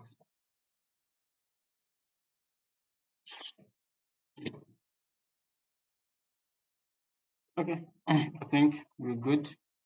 We are good on that. So for the intermediate layer, we are good. Let's try and run it, right? So let's run it real quick and see. otherwise you're not gonna get an error. So it should be stored in the intermediate schema. So the only one that we are left with is the mat layer, as you can see. Those are the unused parts. So the staging schema is running, the staging layer is running. So because that's the order, staging, then intermediate. So when the staging is done, so you can see the intermediate has started running. So you have, and they should be created as tables. So completed successfully. Nice, nice, nice. So if you go to, so let me quickly share uh the snowflake environment. Okay, so let's go to MDS prod intermediate schema. You should see our tables there now. So you can see, oh, I think you are missing something here. You have 5 tables there so instead of 6. That's weird. I think we missed something. Let me see what we missed.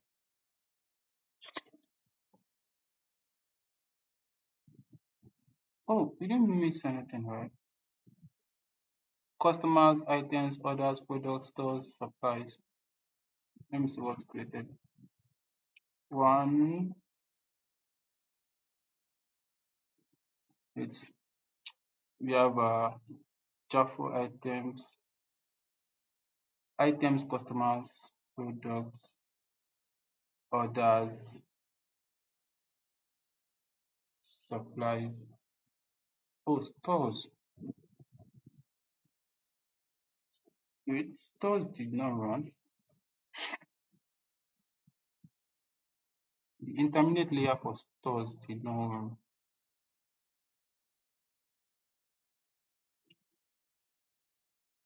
Oh God.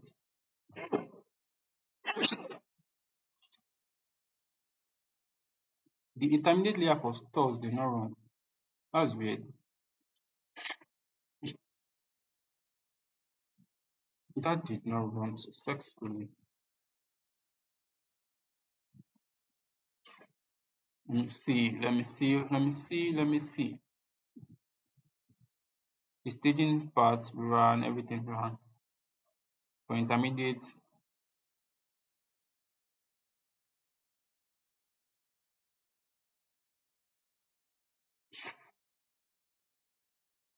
for intermediate, customers run successfully, products run successfully, items run successfully, supplies and orders.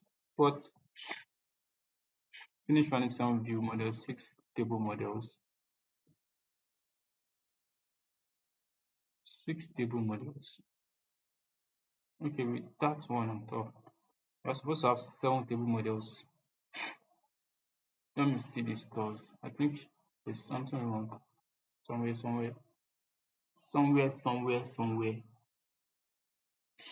STG Jaffa underscore stores. Okay.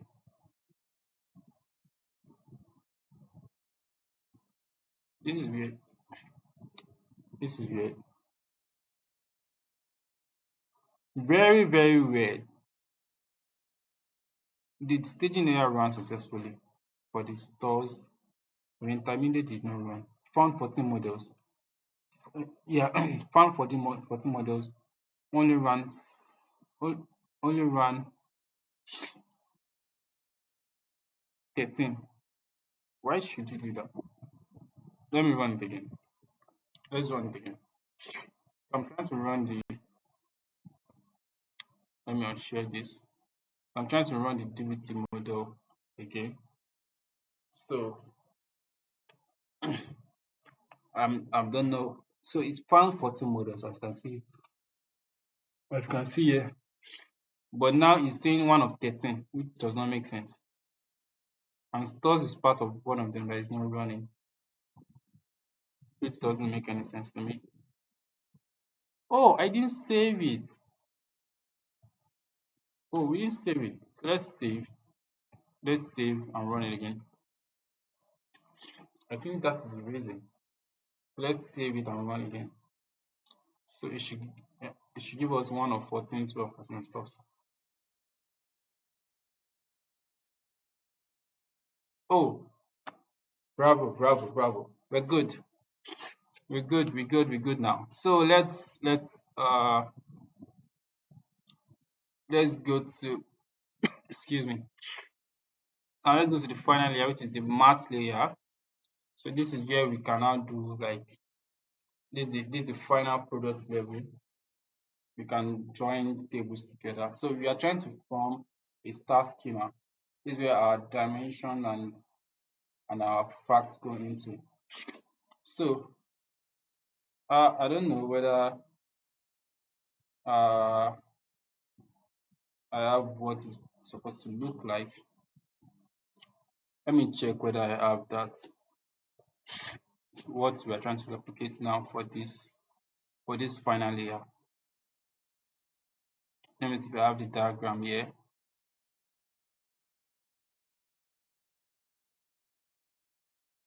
Da da da da da da da da da da. Oh, where would I have it? Where would I have it?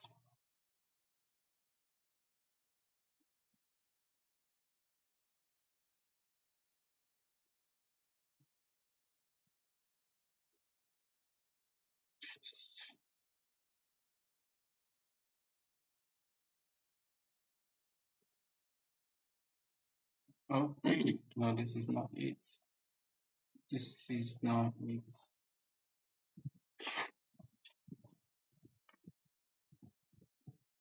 Oh, I'm coming. Oh, where can I find this now? Where can I find this?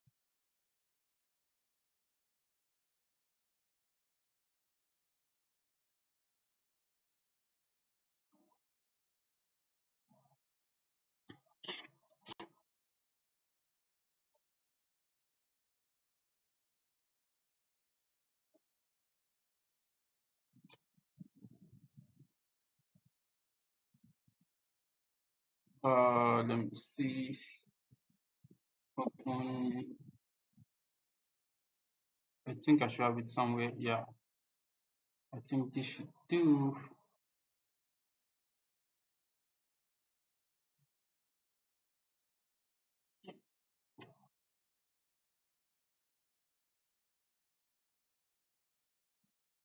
Okay, so I think I can see what I'm looking for now. Uh,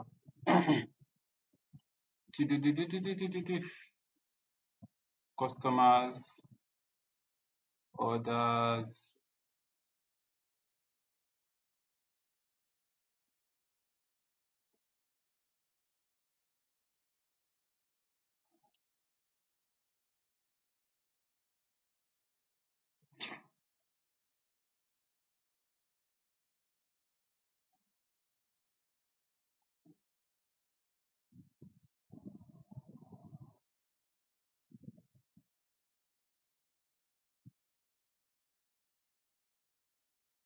Let me just arrange it very well for us. uh, uh,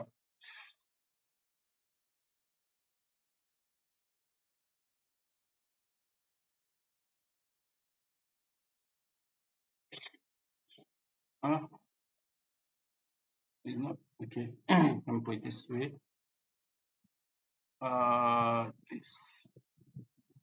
This just move a little bit up. Mhm.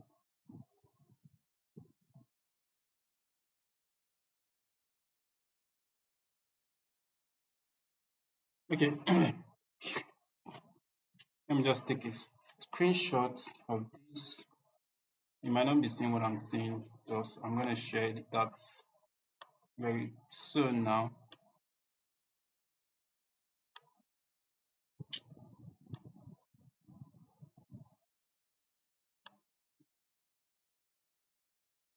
Okay. Save. I'm gonna save. Where should I save it? Is this even what I'm looking for? Can it be it? Okay. take a look at that later.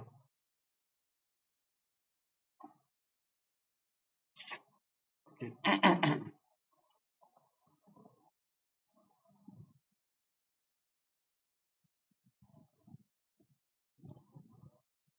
Okay, so just a minute. So I need this context to kind of explain what I'm gonna do at the marts layer. So just give me, just permit me.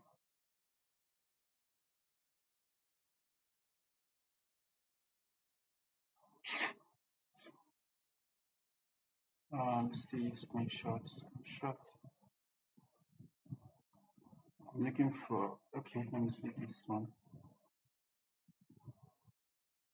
Okay, this is another thing.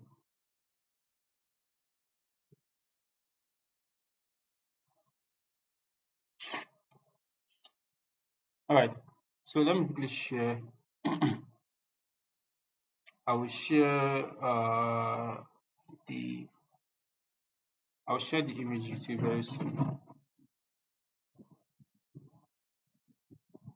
so you can see what I'm talking about.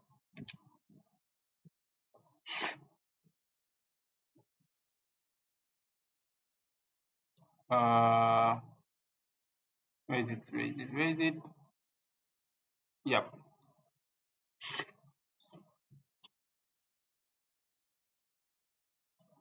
All right. So let me arrange this. No way. No way. No way. No way. Let me arrange this. Okay. This is not really showing very well. Let me. Yeah. Voila. Voila. This is perfect. So now, as you're probably seeing on my screen, you see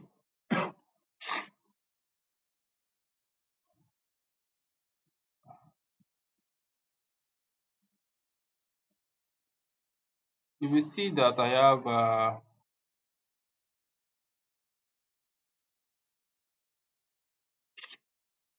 let me open it. I have these 6 models, right, that we're working with.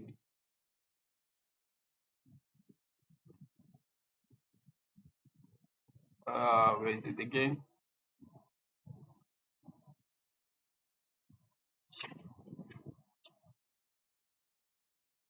So we have the 6 models that we're working with, which are customers, products, items, orders, etc., etc. So if you look at orders and items, orders and items are connected using order ID, right? Because on the orders table, you have like a the orders table is the header, right? Like that has for a particular order what's like the aggregate, like what's the details for a particular order. It does not have a breakdown. Now the items table is now what breaks the orders into the different products. So a order can I can order can contain multiple products. So I can say I'm buying product A, product B, product C, and I can have multiple quantity of those products. So the items table is the one that contains the breakdown. So if I have an order with order ID 1, 2, 3, 4, that can maybe that order costs like 50,000 in total. That information is going to be stored in the order table, but the breakdown of that order is going to be stored in the items table. So we are now going to merge these two tables together to form a single fact table, because that's where the fact, more like a transactional table, goes into. So these items and orders table will merge together to form a single table called facts underscore orders. Now we are not going to have several dimensions table. One of them is going to be the customers table. Another dimension table is going to be the stores table. Then another dimension is going to be the product table. These supplies will not be we won't be able to like join it with the product table, and I'm going to explain why, or we are going to probably see the reason why you cannot do that. So let's proceed. Let's now proceed. So let me quickly share my VS Code again. So on the marts layer, sorry, on the marts layer now, I'm going to create a file called fact underscore order .sql. So now, which is going to be the combination of the orders and the items table, as I said. Let me copy the information from here. Just copy the template from here and put it right in this place. Say left join the item table. So this is going to change to int because the math layer is dependent on the integer, sorry, the intermediate layer. Let me call this order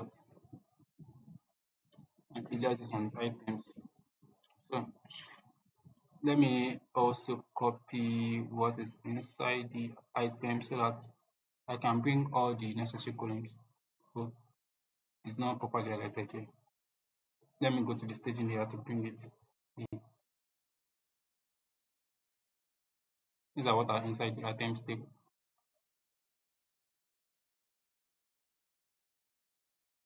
So what do we need? We have order ID already. We want the item ID. So I'm going to put it here. And also we want to say that okay, the order ID, we are picking it from the orders table. Because if we don't do that, it will be confused as to where to pick the order ID from.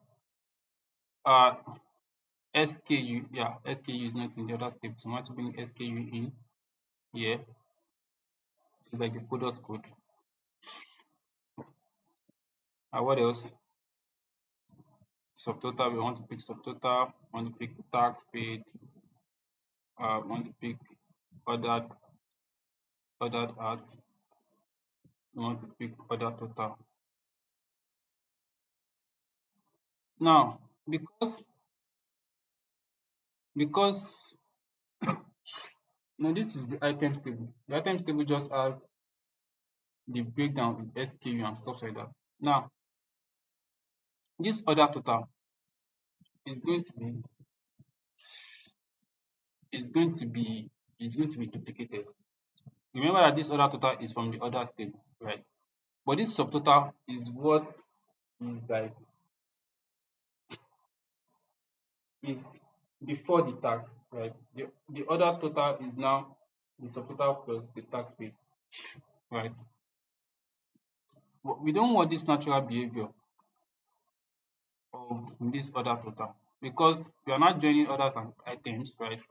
Let me just put it here that okay on by joining it on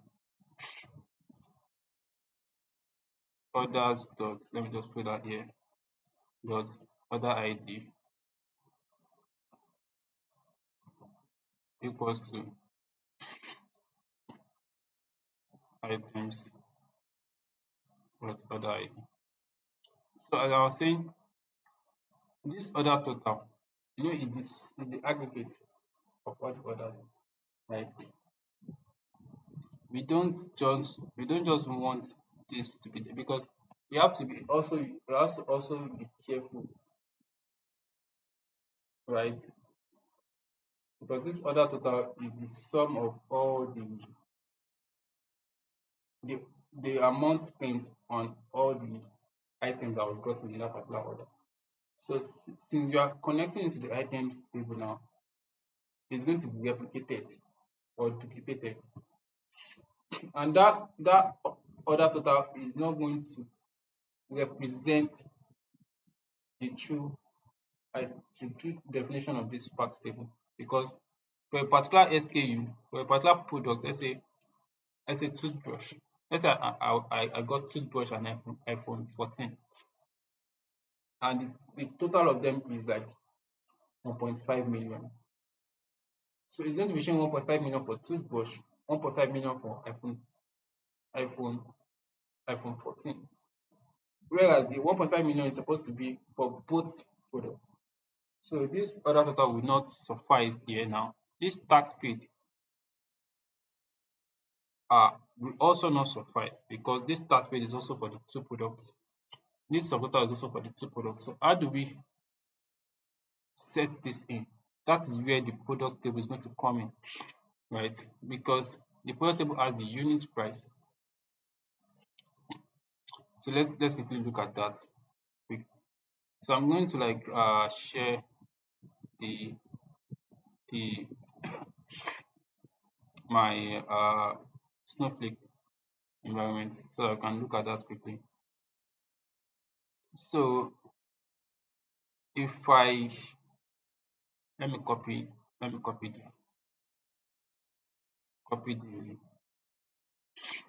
my code here. So I'm trying to select from the intermediate schema.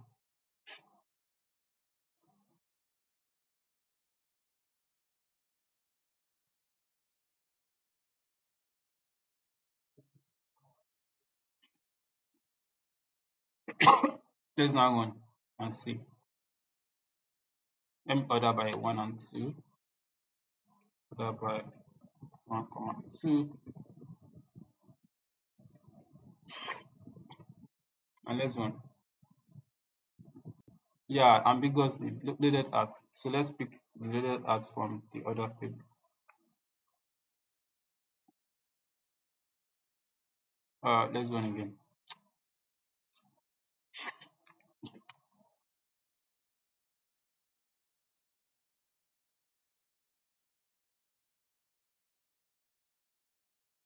So for instance, look at this record 3 and record 4. They are the same order, right? For different items, right? So if you look at them, let's go to the right. You can think that different products, right? Gotten from the same store. Just look at the subtotal. Look at the tax paid, which is not supposed to be so, because that's the subtotal for the two products and the other total. So that's what I'm saying. It's going to be duplicated for the two of them, and that is not what we want. We want it such a way that we need the amount that was paid for each product, and not just for all the products in that particular order. So that is where the product table is going to come into play. So we are going to like join the product table to it. So I'll say left join. I'll say left join intermediate dot Yahoo. I'll be in underscore Yahoo underscore product. Let's call this one prod. Then on what? On items, I think item that has the SKU. SKU, SKU equals to prod dot SKU. Then probably we should bring in unit price here. Let's put it here. Unit underscore price. So let's now run it again and see how we are going to treat it. SKU, okay. SKU. So we want to bring it from the items table.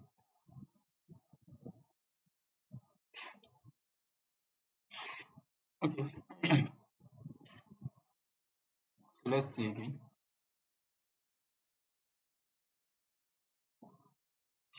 You are still going to use those two, yeah, those two products as an example. This one. So you can see unit price is null. Ah, no, no, no, no, no. This is not. Oh, okay. I get that. So unit price is null because the product table is empty. I need to fix that by loading the product table, so we can actually uh model our maths uh our maths layer. So I think I'm going to push this to the next episode, which is episode 6. Uh, so let's continue this on episode 6 because of time. And thank you for staying with us to this time. I really appreciate it. Right. If you have not subscribed to the channel, please do well to subscribe and hit the notification bell to get updates on the next video. That should drop this week. The next episode should drop this week. So hit the notification bell to get updates and follow for more details. Right. So I think that would be it for this episode. Thank you guys for staying with us. So that'll be it. Thank you very much and to enjoy your day. Bye.